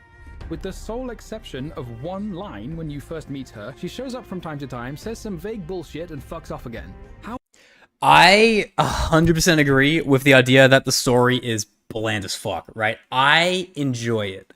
I enjoyed the intro to the game. The first 10 minutes of when you're in the ice moon or whatever it was and everything like that, cinema. But it does fall off very quickly. I will say that. It does drop off like a fucking cliff, okay? You're out? All right, later. My main gripe, personally, with the story it's pretty much exactly as I said, to be honest with you. It just doesn't get you to that... It doesn't get you from point A to point B. It has a lot of insinuation, or it has a lot of maybe you have to go do law hunting, which people always excuse fucking storytelling for some weird-ass brain-dead fucking reason I'll never understand. To really get a grasp on who this fucking character is, who the antagonists are, and that kind of thing. If it doesn't tell you it explicitly and give you direct rhyme and reason as to why they are doing things, and it is locked behind having to do actual open world exploration to get this info, it is telling a bad story. It doesn't make story bad, it makes it bland to anyone who actually just wants to play the game for the game and not be a lore gooner and find every nook and cranny of the story to piece together the inherent puzzle of what was already given to you in the base quest line, okay? It's something that could definitely be improved on, because other than knowing we have partial amnesia and there is a loose tie to Rhodes Island and certain characters are cloned, we have some memory, characters are dead. The actual antagonists, we don't give a fuck about, nor do we know what they do. It's insane, right? Big balls for saying this, Toto. Big nuts. How on earth can this be written by Hypergriff, the same people who gave us Patriot and Tallulah? They can very reasonably fix all of these issues before the game's release, but the alpha story wasn't good either, so I'm not convinced they will. I 100% agree. I am wondering though, right? My question is, the reason, because, this is the same team Hypergriff, Griffline, same group, same core company that made Arknights, and everyone loves the Arknights story. I would like, again, this might be just pure conjecture, random theory crafting bullshit, but I do believe it's their first crack at a real true 3D game, at least of this insane scale. Maybe when making the map and making the ideas behind it and actually building the game, putting it into practice is way harder than a visual novel sense. Again, I don't know. I would still imagine the story writers are still the story writers, but I find it hard to believe that having such a crazy drop-off of overall quality from the opening act. But that being said, I believe the opening act of Base Arknights is still pretty bad too. I don't know. I think they're telling two different stories here, whereas like Base Arknights kind of gave you a lot more info versus this, which is already just running with a story that we just have to catch up on and figure out how it's going down. I think it might more or less be that. The lack of explanation, the lack of introduction to the enemy, like to the enemy side, the antagonists. It's the biggest issue so far in the story. That and the building fucking area of the story where you meet the owl guy, I want to blow my shit off smooth style. It's insane. I have no issue with the notion of a simple story well told, but that does not describe Enfield's story at all. And it's not just the writers who are at fault. At one point, Chen refers to Neferith as Nephi, which I found extremely weird. Why is she giving the main villain a friendly nickname? To play devil's advocate here, I believe localization teams get too much free reign. I don't know. Again, I don't know the logistics. I'm just saying. Look, I'm just simply putting out there. Maybe localization team is being just a little bit quirky with it, right? I don't think this is inherently Griffline's fault, unless it is directly in Griffline that they have a English translator. Who knows? Turns out this is because in every single language except English, Chen says essentially the equivalent of Nefer something or Nefer whatever. Oh my god, it's exactly as I said. It's almost as if that thing I said about localization people are kind of taking the piss in the modern age, whether it be anime, manga, video games from the East. They just seem to be translating and being fucking so dumb and like quirky with it that it kind of takes away the notion of what people are trying to say. This is more of like a direct hate towards, at least from my POV. This is me just kind of saying to localization teams, stop. Just do the legit translation. We don't need you to kind of put your quirky little twist on shit. It's fucking annoying. Especially when it's official in something as big as like a Shonen Jump, or a simulcast fucking anime with subtitles, or be it the biggest, one of the most anticipated games of 2025, Arknights Enfield. Just fucking do the one-to-ones. Holy shit, man. It's insane. Having localization and freedom is red flag. Exactly, it shouldn't. Like, I'm not even kidding, and it's going to sound really, really, really insane. I'm not saying they should be sacked. I'm not saying they should lose their jobs. But what I am saying is there needs to be a legit discussion internally. Do not fuck around with it. Get as literal as you can. Because it takes away a lot of the experience. You know what I mean? It's very, very silly. At least it's not political. That's got nothing to do with this. Oh, man. Well, we're in for a long visual novel type story approach, so I get even Jihad as a visual novel type approach. Yeah, exactly. There's a few ways you can look at it with why the story's dropped off, but TLDR from what that giant rant was, localizers, just fucking localize. Don't try and be like, oh, I'm gonna see how many little funnies I can get through without people noticing. Just fucking do it normally. No one cares. No one cares about your little gripes. They're really annoying. Because the name went over her head. It's a subtle way of adding to her characterization. Instead, the English translators collectively hotboxed their entire office and decided Chen is actually giving her the kind of cute nickname you'd normally give to close friends. I am astounded at how incompetent this is, but then again, these are the same translators who translated cold to cryo, for no reason in particular, I'm sure. Most of the dialogue is also exasperating. You should feel lucky, because I am the only one who can take care of technical problems like this. Say no more. Stop moving already, and do something about that ether side rupture before it gets any worse. Guys, writers, please! Is it too much to ask not to be treated like an idiot? Who could your target audience possibly be for this dialogue such that you feel the need to explicitly state the obvious multiple times and make sure Oh my god, look right above my face. everything is repeated very slowly for clarity? Oh, motherfucker! Consistent with the emerging trend of disappointing writing, frustratingly are the characters. Not because their writing is bad per se, but because there's just so much wasted potential. For example, Ember is a Sanctor and Shaihi is a Sarkaz. We know from the Arknight story that the Sanctor and the Sarkaz are seemingly always in conflict with each other due to what the Sarkaz see as the Sanctor's betrayal. An image of a Sarkaz and a Sanctor holding hands was very prominent in Arknight's fourth concept trailer as a holy shit moment because its meaning was so significant. Meanwhile, the only mention of something even slightly resembling a connection to this lore is one line in Ember's file saying, "The children born and raised in Talos 2 would never learn that angels and sanctum used to carry beautiful meanings in times past." If I'm interpreting this correctly, this is the writer's way of saying that the entire history of Terra, all the extraordinary, catastrophic, mountain-moving events that directly led to Terran races ending up on Talos 2, not important. None of it matters anymore. I am so disappointed in the writers. What a monumental waste of such an incredible wealth of lore at your disposal. All that being said, though, I must admit, I do love the fact the resident Australian, Aviwena, says verbatim, "Burden beast piss? How does it taste like? Crikey fucking bloody oath, Sheila, you piss-drinking cunt." Despite I want to die. I want to. My Australian culture has been insulted, but it is also factually true. We do love drinking piss. This is fact. Piss means beer. Amen, brother. nearly all the writing being a massive letdown, I want to make it explicitly clear the voice actors, thankfully, are actually good at their job and have done marvelous work with the material they've been given. I was waiting for him to dunk on it. I kind of like the voice acting too. I was like, okay, this is where he's going to be wrong. No, like, I think there are some shortcomings, sure. I think Perlica is one of the ones I'm still on the fence on, thinking if they're actually good or not. But everyone else, like, if they don't stick out of my mind as being bad, they've done a great job. I love Angelina, by the way. Angelina goes crazy style. Aviwena, I don't know. Aviwena feels like a fake Australian accent, but she's still an okay voice actor in those terms. I think, yeah, Perlica might be the only one on Frogwatch right now. I'm a huge fan of Aviwena, Dapan, and... Tom is also Australian. Yeah, I can. This is what an Australian sounds like. I know this, yeah. Regional accents? Oh, of course. You're the boss. You point the way. I'm convinced Aviwena's an inside agent, though. Leave it to me. And on top of that, the animations are way more expressive, the models are outstanding, and their idle chatter adds a ton of... Idealism is always detached from reality, and it's the first step towards disappointment. Thank you, Wolfguard. Also, just one more thing. I am no prude. I am a straight man who plays gacha games. I'm not gonna pretend not to like fan service. But guys, holy fuck, relax. Subtlety is dead. Humanity is cooked.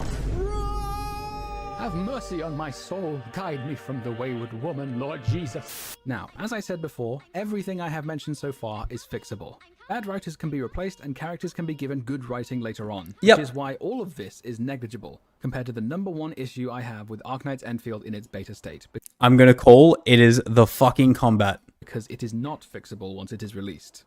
In order to get there, we first need to talk about combat. Oof! Combat in Enfield for the most part revolves around skills and skill points. Yeah, Share and combos. Skill bar to trigger a battle skill, which in theory triggers a combo skill, which triggers even more of them, and so on. Combo skills are essentially just QTEs with extra steps that deal damage. You press E when the prompt shows up and it gets the neurons going. Basic attack strings essentially serve as the cost of getting a final strike, which is the last hit in the sequence. Final strikes restore SP, so for the most part you really want to be getting the full sequence of basic attacks to that end.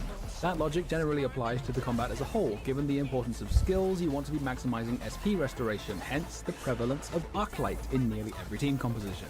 Her individual... Dude, it's like, maybe it's a beta thing. Arklight feels like the only way to keep combat, like, consistently fast.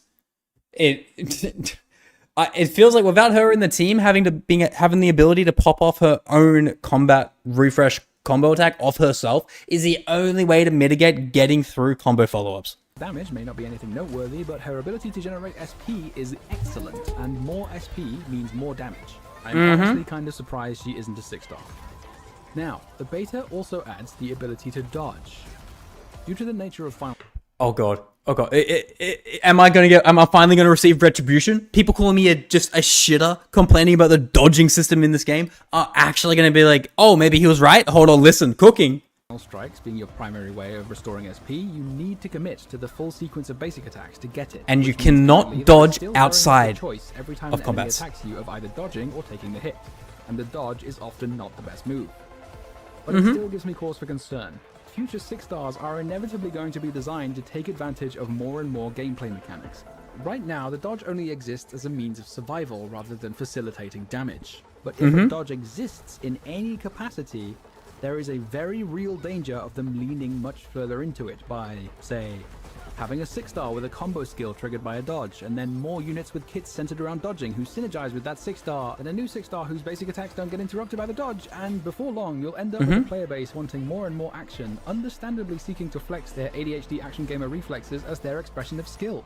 But with Enfield's base building being the way it is, and with the fact that they didn't dumb down the actual substance of the base building at all since the alpha, the vision the Enfield team had was clearly aimed at the kind of player who likes to obsess over details, who may not necessarily want something based on reflexes, but instead something more strategic, controlled and precise. The base obviously appeals to this kind of player, while the combat has ended up with a sort of identity crisis.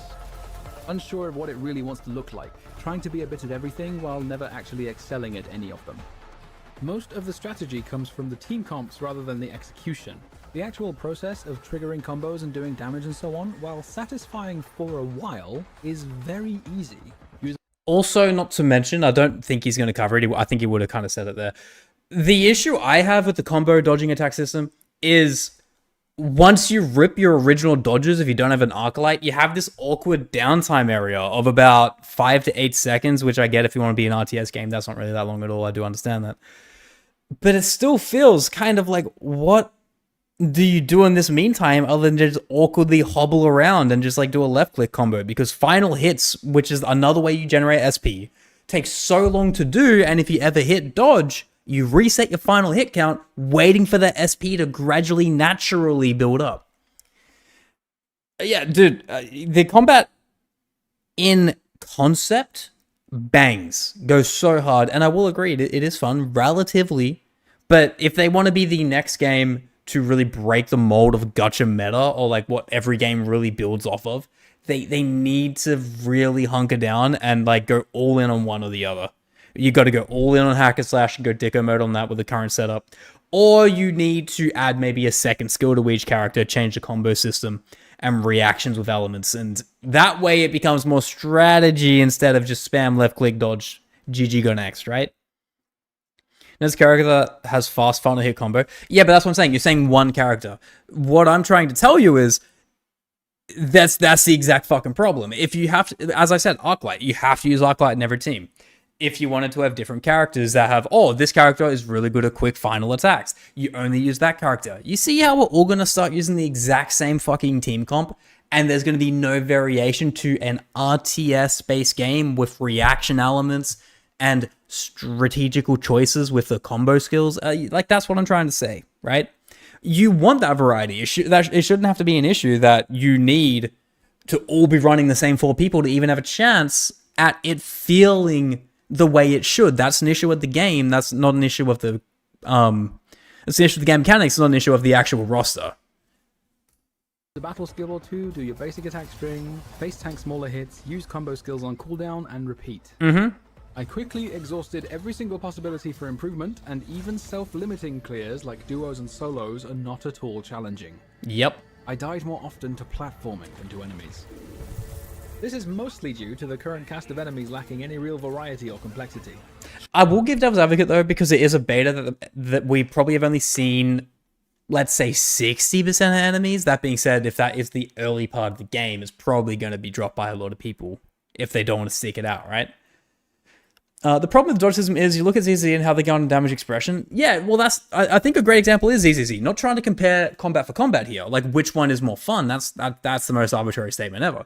But it's why I had hope for Enfield taking the approach to Xenoblade, where the dodge is only meant to be evade bug problem, rather than damage expression. Yeah, exactly. So it's one of those. It's one of those weird middle grounds. What's up, Val, by the way?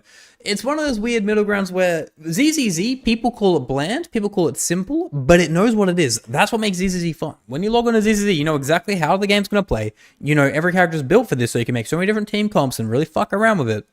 When it comes to Arknights, though, they have a feeling of the game that is somewhat kind of similar with the swap-in skills and that kind of thing, but then it wants to kind of take away from that and also be partially RTS, which I'm gonna just say, this game is not fucking RTS. I don't know why the fuck people keep breathing down my neck telling me that when I say it is not, because it isn't. Even if that's what they want it to be, it's fucking not. It's like if I lift this up and I tell you it's black, and you go, no, guys, it's fucking green. I'm like, no, it's not green. It may want to be green. It's fucking black.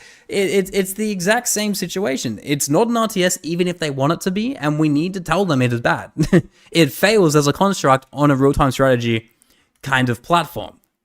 Sure, it will improve with time, but the state of the game at launch has real implications for the future of the game. Okay, well, maybe that... Hypogriff has been through these motions. Maybe I used the wrong shade of color. Okay, well, Yeah, I was gonna say purple. It's fine. You know what? Cancelled. GG, guys. Oof. before. Today, more than 5 years after its launch, Arknights is known for its meaningfully challenging endgame modes to the point of Chinese universities hosting nationwide Arknights. Wait, what? Wait, you guys didn't tell me about this.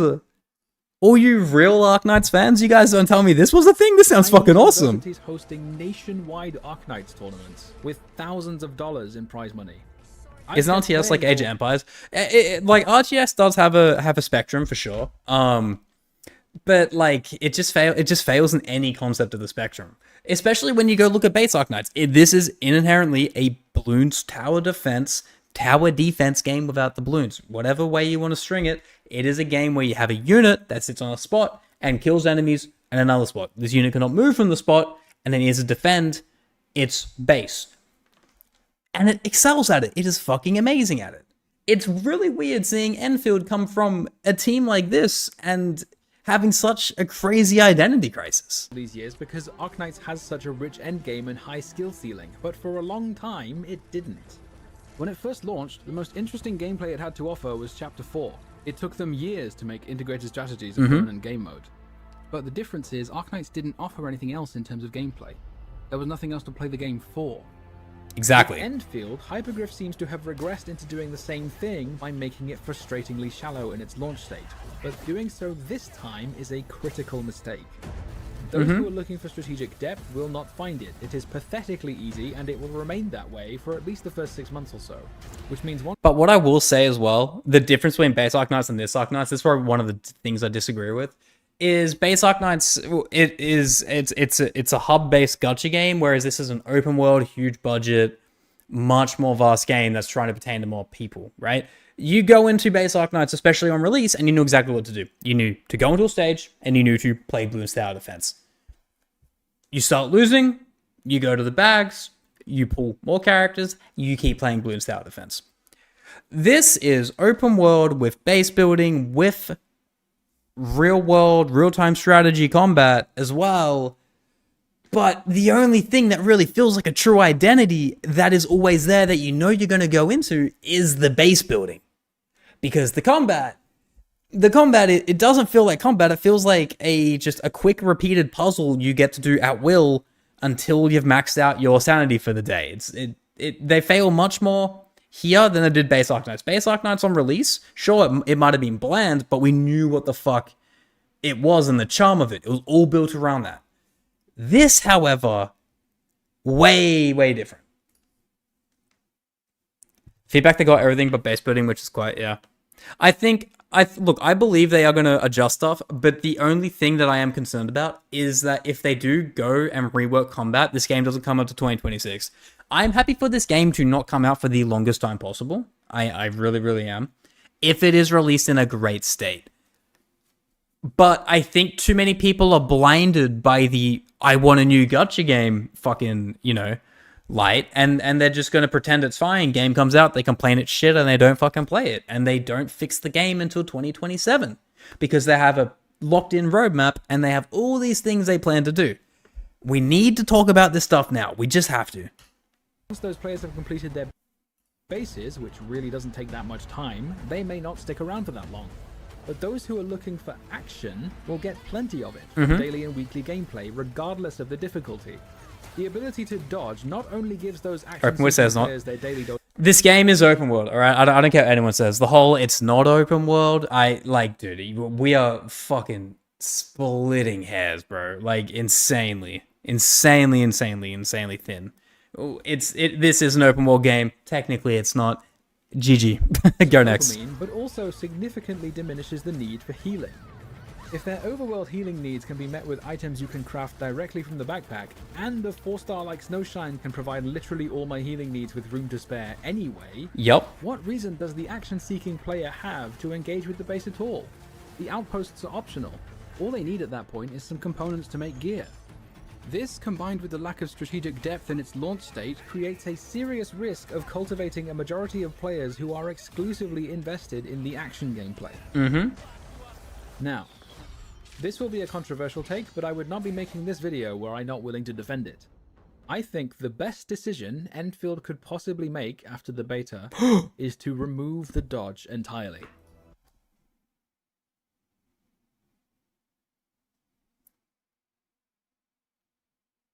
I'ma let him cook. I'ma listen. I don't know where you're going with this, but... Huh?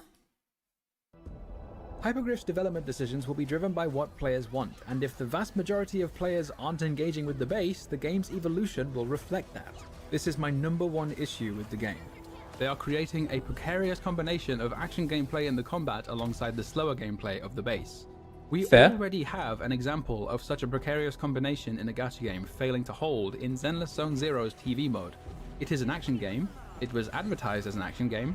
Lo and behold, the action gamers didn't like the TV mode, and Hoyoverse decided to all but kill the TV mode entirely. W. The difference, though, is that Zenless Zone Zero was built from the ground up around its dodge and parry mechanics. It is fundamentally an action game. That is where its strengths lie, and that decision I see where he's going with this. further into those strengths. Enfield, on the other hand, has been built from the ground up around the base, yet it is taking clear steps towards action gameplay. Obviously, they aren't going to kill off the base entirely, you might as well announce end of service at that point, but I am convinced Endfield is sleepwalking into doing something not all that far removed. If the game cultivates a player base who are seeking action, then as more and more regions are introduced, each one asking the player to build a new base from scratch, those action-seeking players will complain, and being the majority of the player base, there is a serious danger of Hypergriff pivoting to action gameplay for that reason. And we have already seen that Hypergriff is perfectly willing to let you sidestep most of the strategy in their strategy game, so long as you pay up. But for the same reason Hoyoverse's attempts at strategy have been absolute dogshit, Hypergriff would not even hold a candle to developers with mature and polished action gameplay systems. Removing the dodge and doubling down on strategic gameplay solves this problem and gives them the space to build on Enfield's strengths and create something truly phenomenal. It is by far the best decision they can make for the longevity of the game. Instead, they are trying to steer it in two different directions simultaneously. One I get towards it. that vision they so clearly had a year ago, and one towards appealing to a wider, more general audience. So I actually kind of like and respect that he's kind of thrown it out there, okay? And here's the thing. Even if you disagree with someone in a fucking gacha game, doesn't mean you have to fucking constantly bring it up and say how much you hate this person and they're just incorrect and they are factually wrong. It's fucking subjective. Get over it. I like that idea. But what I will say is I honestly, if I want to be that guy, I think Enfield fucked up the moment they actually removed the slow-mo from the alpha test. And that sounds crazy because a lot of people hated the alpha test. But what they should have done instead was seriously fucking refine it. Like, because they played into the hands of the people wanting more raw action, but they still wanted to be a strategy-based game, which that just seemed like the biggest misdirection ever, right?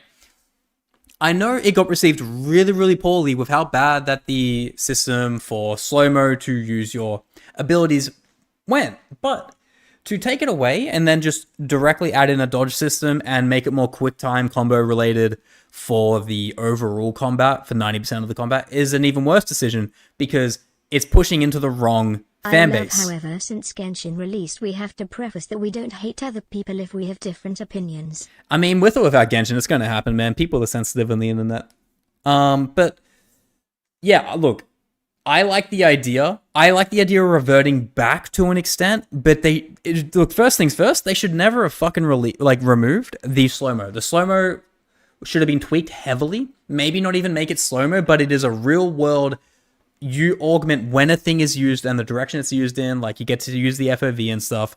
That way, you get a much more strategy raw reaction than just dodge, dash in, heavy attack, combo attack, ultimate, rinse and repeat, skill point use, rinse and repeat, blah, blah, blah. They shot themselves in the foot there. I like the idea he's going. I don't think I believe it's the best way to fix it, but I don't really have a better option directly. So I can't give a comparison. One towards that vision they so clearly had a year ago, and one more slow-mo, more max skills, more way to control. More general audience. Yep. If we're being honest with ourselves, though, we all know what general audience really means. Let's not pretend otherwise. It means the Hoyoverse audience. Yes, sir! Obviously, there's nothing wrong with playing hoyoverse games. This does not mean every single hoyoverse fan ever. The problem is with those who do not see each game as having a unique identity appealing to different kinds of players, but rather they see 3D anime RPG gacha game as a genre in itself. And yes, that does include you, Wuthering Waves fans. Hoyoverse and Kuro games both have their roots in action gameplay, True. while Hypergriff's roots are in strategy. And yet, there are still those who make the argument that trying to be like Genshin or like Wuthering Waves or whatever is a good thing because they're the most popular gacha, and for some reason, popularity is the only thing that matters to these people. I'm going to make Those, before he continues, I just want to say, the people who say it should be more like Wuba and Hoyoverse as a gacha game, not just Arknights, but in general, they're the only big 3D gachas. Snowbreak fell on its fucking face with the way that game went, because it was just terrible. Tower of Fantasy was the worst attempt at a pseudo-MMO for anime fans. It's because there's no other contenders. There isn't other games that have been brought to the limelight that are out yet, until Ananta, until Enfield, until Premilia, to prove this wrong. So for all they know, they're going to go into a games with predisposition that it must be exactly like Wuwa or a Hoyoverse game, or it's fucking boards, you know, it's GG, or it's cheeks. It's, yeah, you can't win. If they listen to those people, they're just called copycats. If they don't listen, then they're just called self-destructive and the game's shit. So, you know, we'll let them cook. what may seem like a strange analogy at All first, I'm but saying, just trust me. Nikki. Yeah, but Nikki's not a 3D. I'm talking specifically 3D gacha. This, when Gangnam Style released in 2012, it was a global phenomenon. Mhm. It became the first video to reach 1 billion views on YouTube, and just like that, the Korean pop industry was catapulted into the mainstream. More than a decade after that phenomenon, do we now have a thriving industry consisting solely of songs that are like Gangnam Style? Sounds a bit silly, doesn't it? Saya did not stumble upon some magic formula for success which can be repeated forever with the right balance That's a of different with 3D and ingredients, Nikki, Sai has true. explicitly said this himself. You know, I cannot call this success because this is called phenomena, and which means I don't do anything. People do it, right? So this was by people, not by me. K-pop is the leviathan of an industry at its Respect. day, Respect, not because Sai. everybody copied Gangnam Style, but because people took advantage of the opportunity. Just a game, what? Gangnam Infinity, Style Nikki? opened up. Oh, I'm so dumb, sorry. Fast forward to 2020 and Genshin Impact becomes a global phenomenon, catapulting gacha games into the mainstream. MiHoYo put some forward-thinking people at the wheel, quickly built a brand identity, renaming themselves Hoyoverse, and now, 5 years later, Hoyoverse has found unfathomable sustained success. But again, this is not because they found some magic formula, but because they took advantage of the opportunities brought about by the phenomenon that was and is Genshin Impact. True. This is what people so often miss when they insist that every new gacha game needs to be like some other gacha game. Of course, this is no concern for enlightened and experienced 3D anime RPG gacha game enthusiasts like ourselves. I'm sure our judicious and learned beta testers have provided invaluable feedback to the developers. Of course. Shall we peruse a few of them? Dash feels underwhelming. It should be more forgiving and have more iframes. It's not to my liking because of my action RPG experiences. Alright, I just want to quickly say, that is not what I was saying earlier when I said I was having dodge issues, okay? My issue with the dodge was the red light ping you get from enemies doesn't fucking line up in terms of a timing window. It is different on every single fucking enemy. I like it small. That sounds crazy. I'm just saying, I like how small the window is for the dodge. I wasn't this fucking bozo, okay? I'm talking about the red light district side of the fucking dodging system because it sucks and it never worked.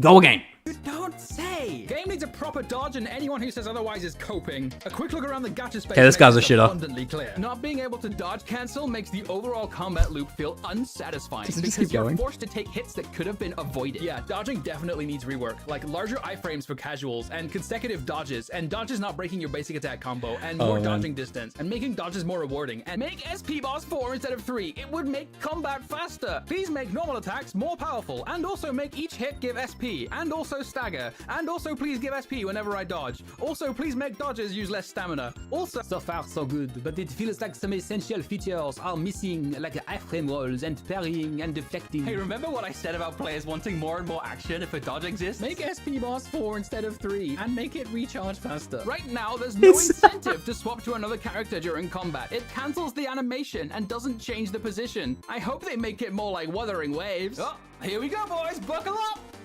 Combat's already way better than with the technical test. Being too different will scare new players away. They changed it from the technical test for a reason.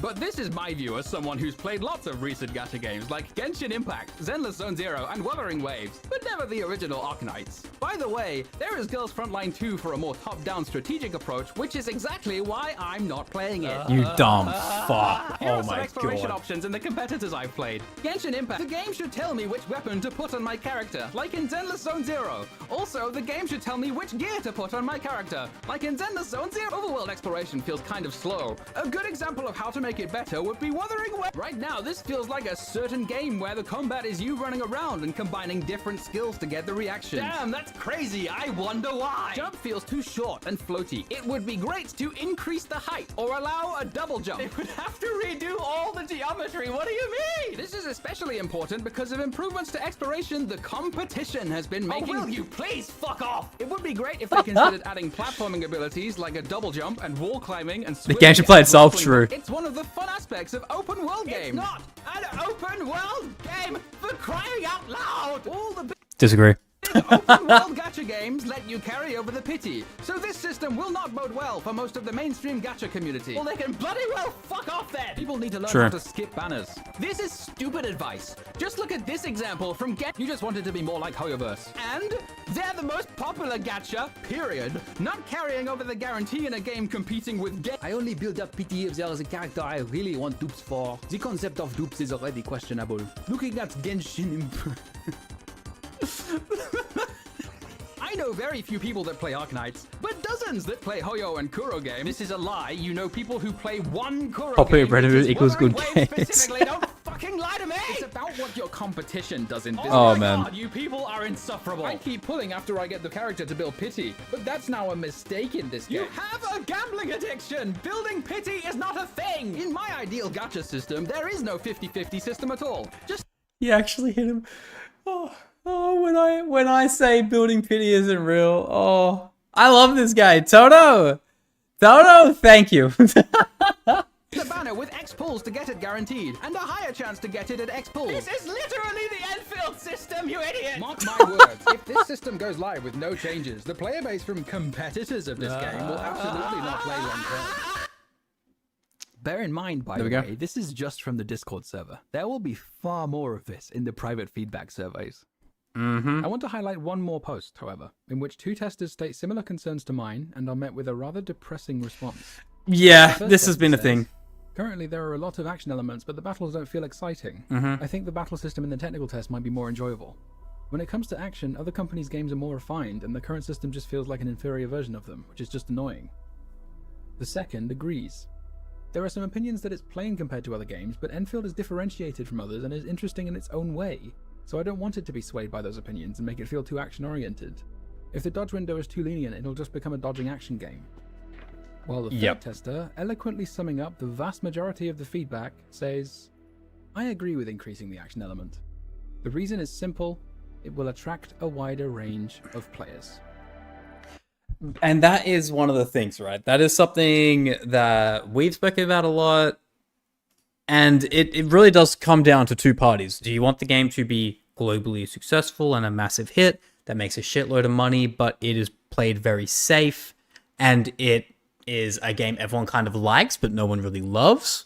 Or do you want to really continue with that niche of base Arknights, which is something I always say, it's not fucking base Arknights, right? One of the big things that I always said was like, this isn't base Arknights, don't compare the two. This game is going to be on a grander scale. Do they stick to that niche community or not? I don't know. I always treated a lot of the criticism and kind of critiques of the game when I played with the lens of making it a popular, bigger game. But I feel like that is always going to be part of what you want, but ultimately, I think there is a middle ground that they do want to hit, where they want to keep the game true to the people who do love the game, miss out on a lot of potential players, but they still make a game they're very proud of and is really different and can push Gacha as a whole forward, right? Because this is going to be a wildly successful game, but how maintaining player bases are going to be on it is the big question. Because if they keep this identity crisis, it's not going to be good for either party. And for bridge a gap, yeah, dude, and it's hard, man. Choose between being wide or being tall. Well, you can be a little bit of both, right? You can be a little bit chunky and like average sized, right? I hope it does very, very well, man. I am nervous for sure. But damn. This, essentially, is the mindset of people who keep asking for the game to be something it's not. They have no concept of carving out a niche in the market, or games having unique identities, or the developers having their own vision. It's all just monthly revenue PvP. It is... There's a reason I stopped covering this Marvel event through. This shit is just fucking painful, man. First of all, the numbers aren't even fucking accurate. Second of all, it just pushes tribalism so much further. And it's almost as like, oh, people, all the Genshin fans are like, oh, we won this month. Do you guys make money? You guys are fucking Hoyo, like, you guys work there? You guys got shares? Like, what the fuck? Like, just, oh, this shouldn't be a thing. This should be used for nothing more than a reflective mirror to realize what game had a great month, and then we look at that game and review the month as, why was it good? Why was Genshin 100 mil this month? Oh, because they released this, that, and the other, or this highly anticipated banner came out, or that. It shouldn't be used for bragging rights, because holy fuck, we don't see a cent of this. If anything, we actually lose this money, because this is our money accumulatively, right, guys? Boring, it is exhausting, and I lament the apparent reality that Hypergriff seems to be listening to them. Yeah, and again, this is kind of being released after these dev notes, like, it kind of paints a bit of a grim picture if you're more of a arknights, I would argue, like, RTS purist. But man, it's, again, there's still so much time to rework the game. There is. Again, one video from Turbo that is getting great reception, to be fair. On Twitter, he's getting cooked, but Twitter is, anyone gets cooked for a living over there. I don't think this video is going to really reach any ears over there. All we can do as a community is, for the next beta test, remember these notes if you never consider them and you do take them on board. That is ultimately the best we can do. As it stands, the base is the one and only thing meaningfully differentiating Enfield from other Gacha games. Yep. Thankfully, the majority of people anticipating the game's release do seem to understand how important the base is for that reason. But while it does have tons of room to grow and become even better, I have become convinced it will not. The most optimistic outcome I can believe in is that new regions will have a new gimmick, like Jinlong's fluids and pipes. You build a new base with it over the course of maybe a few days at most. The vast majority of players will be satisfied, and that's where it will end. Yeah. Gacha games are not conventional games. Fundamentally, the characters are the product, and the game is simply a vessel through which the product is marketed. But reducing all Gacha games to this fundamental is boring. They're fun! There's so much potential in the live service model for outstanding single-player games to see years of consistent updates and improvements. To foster thriving communities that conventional games often don't have the lifespan for. Instead, a subset of the communities that already exist are preventing that potential from being realized by consistently pushing new endeavors with unique visions into the same box until they all become homogenized imitations of the same thing. Hypergriff needs to decide if they are content with being that imitation. Because a game for everyone is a game for no one. I get it. I do get it. And as I said, like, we can only take note of the, if you're in the camp of this mindset, take the stuff in the next beta. We are getting another beta. We're probably getting another fucking 2, okay? But man, it is tough, because if the game becomes generic and safe, then it's no more fun than a Star Rail or an Impact or anything like that. And it's like, you want the game and the company to take the risk, right? You want them to take the risk and see if the game is really good with this RTS venture, but they buckled. They already showed they buckled. The first tech test, taking away all the slow-mo mechanics and heavily augmenting and implementing a dodge system, kind of showed they want a bigger community more than they want a niche, right? And obviously the main answer to that is pretty well damn obvious. It's fucking money. I would love for it to be more niche, but these games are for businesses. They make money. That is the whole point. That is the kit and caboodle of a live service game, is to make money every month, have a monthly revenue, have a monthly influx to keep pushing our bit back into the game or repay investors. Again, we shouldn't care about that side of things, but fucking hell, with revenue reports, people for some reason do. So yeah, I beg and I hope they push back on this and go more towards the RTS route, because it would be fun if they did go full balls in, balls to the wall on it, but it doesn't look like it. It looks like they're going to go more towards the woo-wah pseudo route, and it's fine. It's fine, but that's the thing. We want it to be great. We don't want it to be average. If it joins the likes of all the other games, like the Hoyo cookie cutters, and is like just below that step of combat from a woo-wah, what is the game then? What, a marginally better Genshin with a shitload of amazing diffs when it comes to graphics? I don't know if that cuts it. But if it makes the money, who the fuck else will I say, right? There was a moment while playing through the main story, which I think will stick with me for many years. I was thinking about some moments from the alpha, like Fial's desperate attempts to jump onto this ledge because I was standing on it and admiring certain details on the blighted gigaspawns. My boy was caked up. Oh, shit. I happened to be in the Origin Lodespring region at the time, and I noticed why the music for this place in particular felt so eerie. Remember the... If the game was for everyone, a game for no one, yeah, again, I should have said, it's a quote. It's like, yeah, sure. I don't believe it's kind of what he's going for there. I think he's trying to say if you make it super safe, it falls down and is in the same ranks as everything else. Because it's still gonna have fans. I'm still gonna like it no matter what avenue they go down, just because of the graphic fidelity of the game looks fucking insanely amazing, and I have a predisposition of enjoyment and love for the game from the base game, right? I think it might be a bit more over-exaggeratory for the game for everyone, game for no one vibe, but you know, neither here nor there. They need to pick a lane, because they still haven't. new theme I was blazing earlier? Oh, banger. Now compare that motif to the music from this part of the map. Oh, it's like slow down. Whoa, whoa.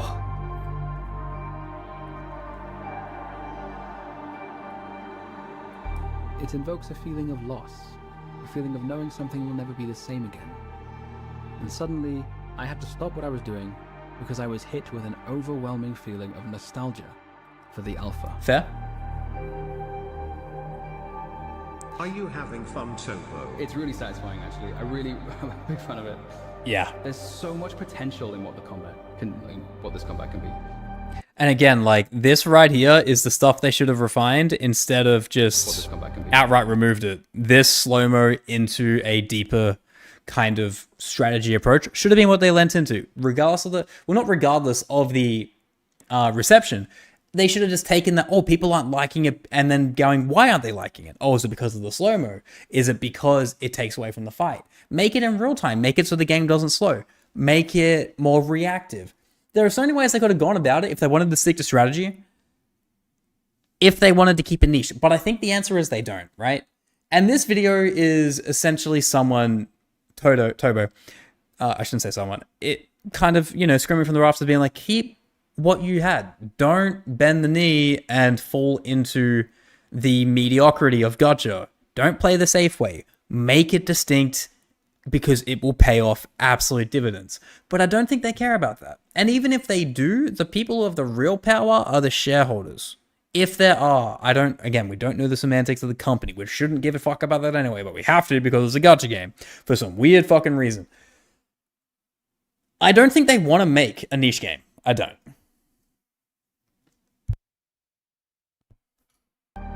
Some people wanted something else.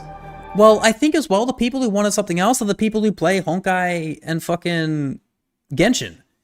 The people who played the fucking beta, they all come with the mindset of these previous games in mind, and they directly compare it to that, because this game is kind of marketed like that. Let's keep it a buck. It is, for all intents and purposes.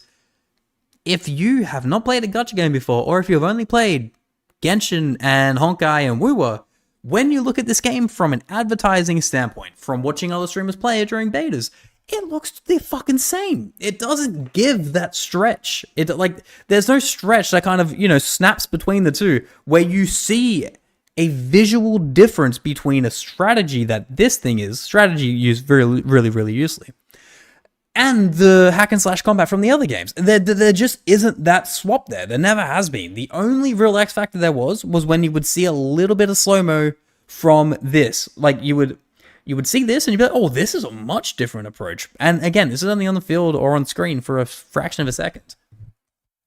The only reaction that I can see in people is if someone does share it. This 100% will be on Bilibili. Like, I'm on Bilibili with like 20,000 views. Like, they re-upload a lot over there, so this will definitely get seen. And I'm somewhat excited to see the reaction that we'll get.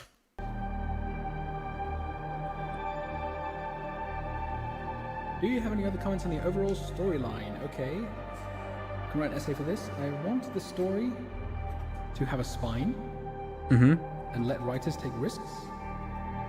I will be disappointed if it's dumbed down and basic. What I will also add on to that, though, and again, I'm not trying to excuse the game. I'm just trying to give the thought process to why I am thinking with zero hope, right? If I would like it to be more RTS, as I said before, it's just not going to be. And same with the story. We learned very quickly with companies going into the 3D space with a very, very successful, non-open world, non-semi-open world, whatever you want to call it, right? Game, like PGR into Wua, Arknights into Enfield, list doesn't really go on. Azerlane into Premilia, but we haven't seen that more yet. Wua bent the knee and folded to all the community outrage when the story was gritty instantly, because the people you ran into, like Chixia and stuff, they were very, very cautious and very rude to you in the story concept. And all the fans who played it lost their minds in that beta. You know what they did? They instantly changed that. It was swapped straight away. We felt it when the game came out because the story was so loose and so boring and so goddamn just shallow. It took until Renacida to fix that. So I believe they're going to stick to their guns, and just in general, when you have these companies taking these huge financial risks with a 3D open world gacha game, they want to please the lowest common denominator rather than take the giga risk and have it still pay off. That's just the reality of it all. Not that I'm saying it's okay, but that is the reality. Wait, no. One thing that bumps me about Enfield is how some of the gameplay systems are parallel to Genshin, which led to misconceptions. Exactly that, again, and that's the fault of Hypergriff, Griffline. Angelina! Angie, that's not how you abuse gravity. Angie, no. I'm sorry. Lowest common denominator is what you say, yes. Really when you want to please the most people, it's the lowest common. Isn't it? Or is it highest? Either way, you know what I mean. Obviously, it needs refining and stuff. You do understand not many people will agree with you. Yeah, I know. As long as they're actually playing the alpha and understand what the vision is and what it's asking of them, it's totally fine. It's lowest? Okay, cool. All I can reasonably ask of someone is to think for themselves, right? And again, guys, keep in mind, this is one man's opinion. I can't fucking wait for this game's full release. If you disagree, whatever. Don't be a dick about it. Alpha. It's like a really bare bones version of this game, and it's already I've just been unable to put it down. Just actually insane. I'm so excited, dude. I can't wait. I really wish I got to play the tech test, man. I really do. It's such a shame. It's a little weird to talk about it this way because it was literally only a year ago. But I'm watching Enfield. This video in the first place because I need to express how it made me feel. I had so much optimism for what the game could be. But now that optimism is becoming silent lamentation. If Endfield continues on the path it's currently on, every gacha developer with an eye on this game will see the trend. Originality is overrated and the path to success lies in imitation. The men in suits will take notice, and unique, interesting ideas with oceans of potential will not even see the light of sunrise. I feel like this, honestly, this should be more of a conversation of the gaming industry as a whole, rather than just Griffline wanting to be cookie cutter.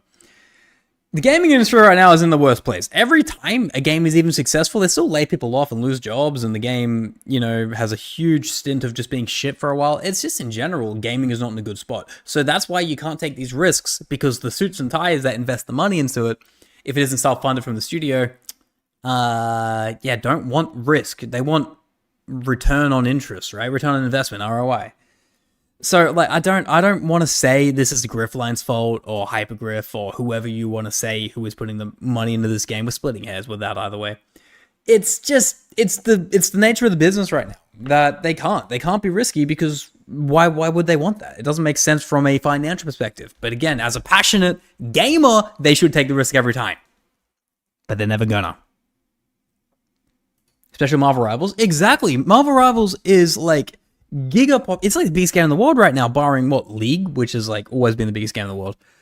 And they still closed like their American branch. It's just a telltale sign of the times when it comes to gaming that you can't be adventurous with people's money, even if, because let's keep, okay, better yet, let's keep it a fucking buck. If this game is popular and they took the hard pivot and made it super experimental and it paid off huge, it wouldn't make any more money. It would make the same amount, because it would have just more diehards on it that would probably spend money versus the, you know, the more of the casuals that would rather play the basic hack and slash gameplay, right? And whenever I mention that, people called me dumb, being like, oh, why do you want hack and slash? I'm like, I don't, but that's what they want to do. They're just kind of trying to find a middle ground. Yeah, financially, they don't get anything from it taking that risk. They would only do it if they're passionate. And they are passionate, but they don't get to make the decisions. And by they, I mean the devs. It's a shame. It really is. There are a few upcoming titles that look promising, but yeah, Game Industry is not in the best spot. No, it's not. And that also extends the gacha. Gacha is a hot button topic because everyone wants to make a gacha game because they make so much fucking money, right? This is the gold rush era. At the end of next year, we're going to have like 7 in total, 7 to 10 open world gacha games. That is insane to even think about. Enfield is a dying canary. Passionate about graphics? Yeah, pretty much. That canary may not be dead yet. There's some gacha gonna make more skins. I don't get it either. Griff is interested in saving it. What could have been the harbinger of a golden age could instead doom itself to be the death knell of gacha games. He said the title of the video. No way. I have given every possible piece of feedback I can give to the developers. And so I have done all that I can to convince them to remain faithful to the vision they clearly had. Mm-hmm. For now, I can only hope the decisions which need to be made will be made by those who are just as enchanted with that vision as I am. And I won't be left wondering what could have been.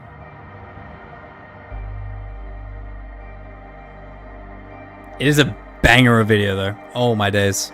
He did well. He cooked.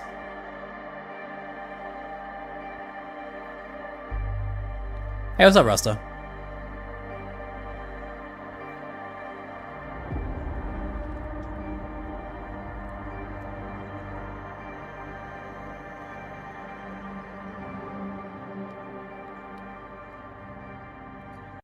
What a video. But yeah, like, again, if you haven't already, please go to Turbo in the description below. Go to the video, like it, subscribe, pass on the love. This video would have taken forever to make. And he made a lot of good points. Ultimately, what I want to kind of say, at least in the aspect of... Actually, I'll link it in Twitch, just so people also know where to watch it. Because damn, this shit go crazy.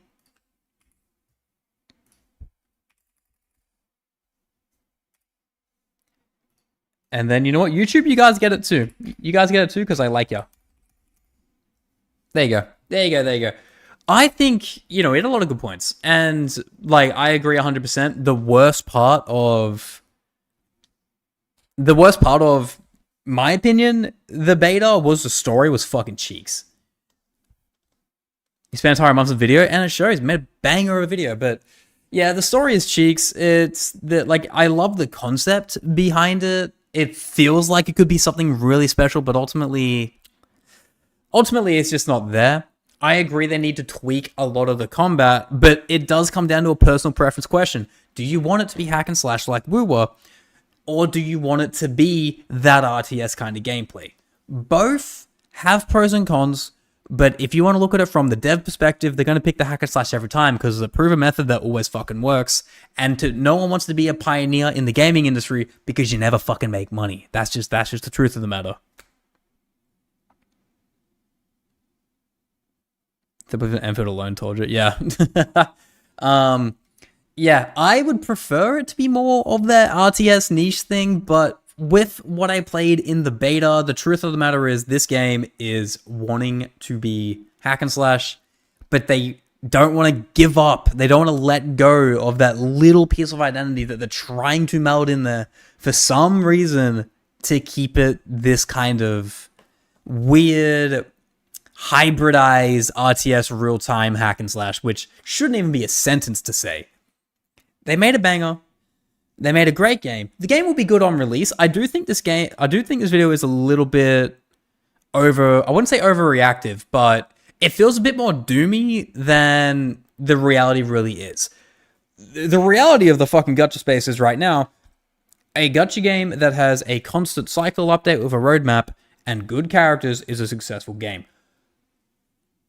We're kind of leaning more towards gacha games being log in, play 5 minutes, log out, and GG, go next, you're done till next patch for dailies and like quest lines and stuff. And we have seen it does need identity, but even with or without the identity, the issues do lie in what does it want to. Well, I mean, that's identity. What does it want to be? But the story needs fixing, like you wouldn't fucking believe. I honestly don't mind what game we do end up getting. It looks like we'll probably be receiving the hack and slash variant of the game, which is fine by me. I would love to have seen a Risk, but as I said 1,000 times in this video, Risk adverse is the way you invest, right? And that's who is putting the money in the game, investors, which sucks. But if we talk from a passionate perspective, the sky's the fucking limit. Ultimately, it's a shame the way the game is going. With it had an idea and it just folded and went cookie cutter. But hey, there's still a chance we'll get another look. In my opinion, we get 2 betas more at least. Okay, I don't think this game releases off 1 more beta unless that beta gets insanely received. Okay, we had to test mobiles anyway. So with all of that said and everything that we have watched, please go follow and subscribe to Turbo. Not to mention, also let me know in the description. Let me know in the comments below if you do like, dislike some of the takes in here. Keep in mind, if your opinion differs, just be civil. Don't be a dick about it. Like, fucking hell. I get gacha games are gacha games and there's crazy tribalism, but they're 3D characters, anime men and women that we all want to fuck. Who cares, right? Just be constructive about it and keep it civil. And especially, by all means, go over to Turbo and show support to put their heart and soul into this video. All right, thank you all so much for watching. Please like, comment, subscribe, and I'll see you in the next one. Bye-bye now. Oh my god, insane. Do you have the full screenshot of hairline check? No. I don't think I do. I mean, maybe somewhere, but I got no idea. Maybe somewhere. But yeah. Anyway, like, we're not recording anymore, boys. This is coming from the soul. Maybe mobile test next week. Oh, no, next. Oh, maybe, yeah. Maybe. Well, not maybe. I think, yeah. I think next time we see this game, it will 1000% be mobile test. Because there'll be a squeeze being put on by investors that the game's going to have a release date. And we might get a similar Cyberpunk kind of fuck-up release. We'll get a Maxim Luscious hair arc. Dude, I'm cutting my hair in like a month and a half. When I go to Japan, this is all gone. We're going back to the classic white boy haircut. It's been a good run. Just watch. Dude, we already watched it. New outfit. We already watched this. You want to watch it again? Why? Because why not? Because we already watched it. We don't recycle content here. We don't treat this channel like incest. Insane. But yeah, like, good. He had good takes and bad takes, but definitely I think a lot of his takes are primarily coming from the ideology of wanting it to be that game and wanting to stray away from Woo-Wah and Honkai, which I think is a good take. But it's just the company's not going to do it, man. They just aren't, right? We got to just accept that. And if we really want that, I guess the route you want to go and the games you want to play, he said it himself, the fucking characters are the selling point, and the game is built around using these characters. If that's the way we want to look at it, like, I think maybe you are better off legitimately going to go play a Xenoblade or something like that. Like, I might be in copium state that this beta is a way for HG to know what the general audience think about. And when second beta happen, it will be the best of both technical and beta. I like the idea of it, but that is insane, Copium. I almost fucking respect it. Yeah, dude, like, I would love that. Don't get me wrong, Tama. Like, it would be cool if this is like a huge bait and switch, and they're like, guys, listen, we wanted to see which game you liked out of the two. We still kept the tech test build. It's still sitting there in a, it's still sitting there somewhere in our servers, and we're merging the two together. That would be cool. Look, this is gonna sound crazy, but in my opinion, again, I never played the tech test. The way you make this game have its identity that it wanted is you just remove slow-mo and you keep the way the slow-mo tax system worked with your skills. If you keep that in there, but you just remove the slow-mo of it, I feel like you have an entirely different fucking game. But they went straight to dodging. You could have added dodging, kept that, but no, remove all of that and add dodging and combo, wombo combo, wajaja, cookie cutter gameplay. You like both combat? Exactly. I don't think it's something that we should like really stress too much about. I think Turbo just wants it to keep very, very faithful to Arknights being a game full of identity and full of just risk and just diverse gameplay. And all around just being the game that is not afraid to make those jumps. But I just think from a business perspective, this game costs too much money to take those risks. I like beta combat better. I would like aspects of alpha combat. Yeah, they could definitely fix it. But like, as I said, I think it's too little too late. They need to just commit to hack and slash. It sucks, but in my opinion, that's the truth. Is he streaming, by the way? Did someone say that or no? No, he's not. Okay. He was streaming 14 hours ago, I see. Yeah, dude, fucking bang a video. I want to watch it again almost. But yeah, guys, I do think that we'll be doing it for the stream today. As I mentioned, guys, disagree. Damn insane. Yeah, I feel like we kind of set our piece on a. We made good progress on what we think. The game's probably gonna have a beta in like 2 months, 2 to 3 months. Watch me shout him on stream. Wait, did they? Wait, if I open up his racist stream, do people just call him a fucking idiot? I hate the internet, bro. His video's popping off, by the way, but I know on Twitter he kind of got like dicked. Let me open it up. Yeah, how it is? Yeah, look, it's the internet. I'm aware. It's just like it sucks more in Gacha because Gacha's such a smaller community. You know, it's just such a smaller community that you'd expect because there are more people that know each other in it. You wouldn't take these weird ass fucking routes of fuck this guy, fuck that guy, you're a fucking loser. We disagree, kill yourself. I hate that. I always have, always will. But yeah, this was the one.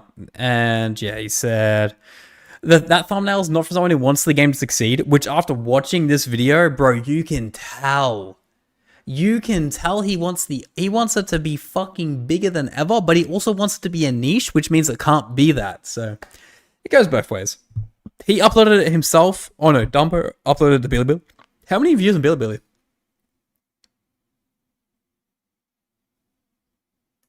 Holy shit. This video went nuts on Bilibili. Okay, that's not actually 6 million views, is it? That'd be 600k views, correct? I think Google Translate kind of fucks up that numeral there. Yeah, I think about like 600k views. 60k. There you go. I knew it was one of them. But damn, it's doing rounds over there as well. Definitely. I support his view, but I hope at the end of the day it is more appropriate to not get too close to action, focus on the strategy, and remove diverse combat tendencies. Tendencies one period content, trying to expand the field endless, and wind evaluation will only be counterproductive. True. W takes amazing vid. The guy from Discord shows hungry will not play it to try CBT. But oh no, look, more or less it's been pretty well received, other than like what, 1 or 2 people telling him to just fucking die, but it is what it is. How does it fuck up that much? It's the way Google Translate takes the character 4,000. It does it with Japanese as well, when you have like the Japanese kanji. For like the Chinese, Japanese, Korean, for the for like, you know how English uses K, like 1K is like 1,000. That same symbol translation just gets obliterated in other formats some weird ass fucking reason. Yeah, banger fucking video. Video is very, very good. But boys, it's been a good one. We've had a lot of fun. I have a video to upload. It's already uploaded. I say make a thumbnail for it. And then, yeah, they'll be up as soon as I am no longer live. I will also chop up and upload that. But as I mentioned, 2 streams a week. I'm trying to get new stuff done. Once this move is finally fucking finished, because I keep finding new shit to do with this move, I can make content I actually love. So, you know. Can you wait a minute? Why? I can, but why? Of course I can. Can I ask why? Is it insane? You made a clip? Oh, I'm scared. Link the clip and then we'll watch it. He's scaring me.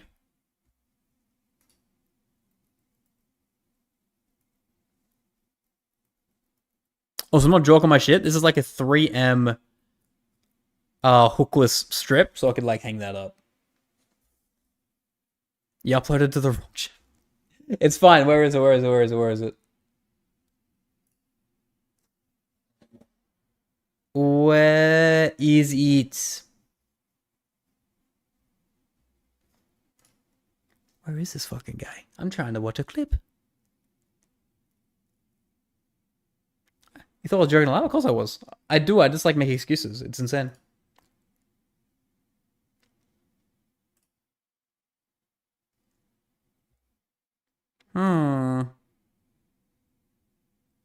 Listen, ask for a countdown. I mean, I could give you one.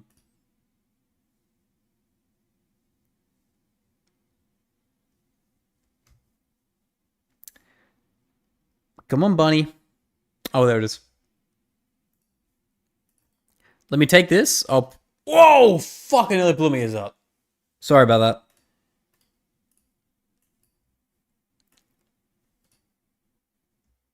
Small.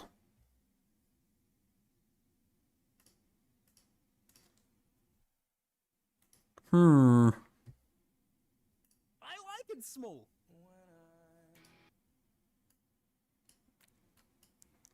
The fuck? I like it small.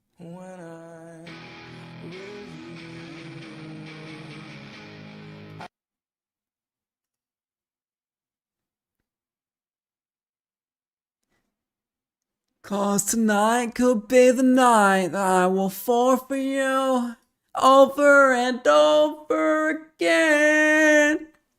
Banger did.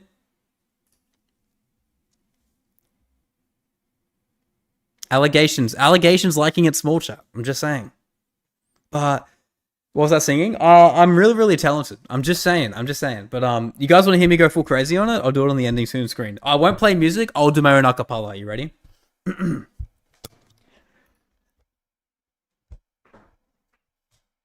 Boys, it's been a good stream. Please, if you haven't already, join the Discord. Okay. Links are in both Twitch and YouTube. Once I put this one in YouTube, give me 2 moments. I'll put that up in the Twitch, bang. And then we put it in YouTube if you haven't joined already. All right, please join if you have. And I'm going to send this out with my own music. Cause tonight could be the night that I will fall for you over and over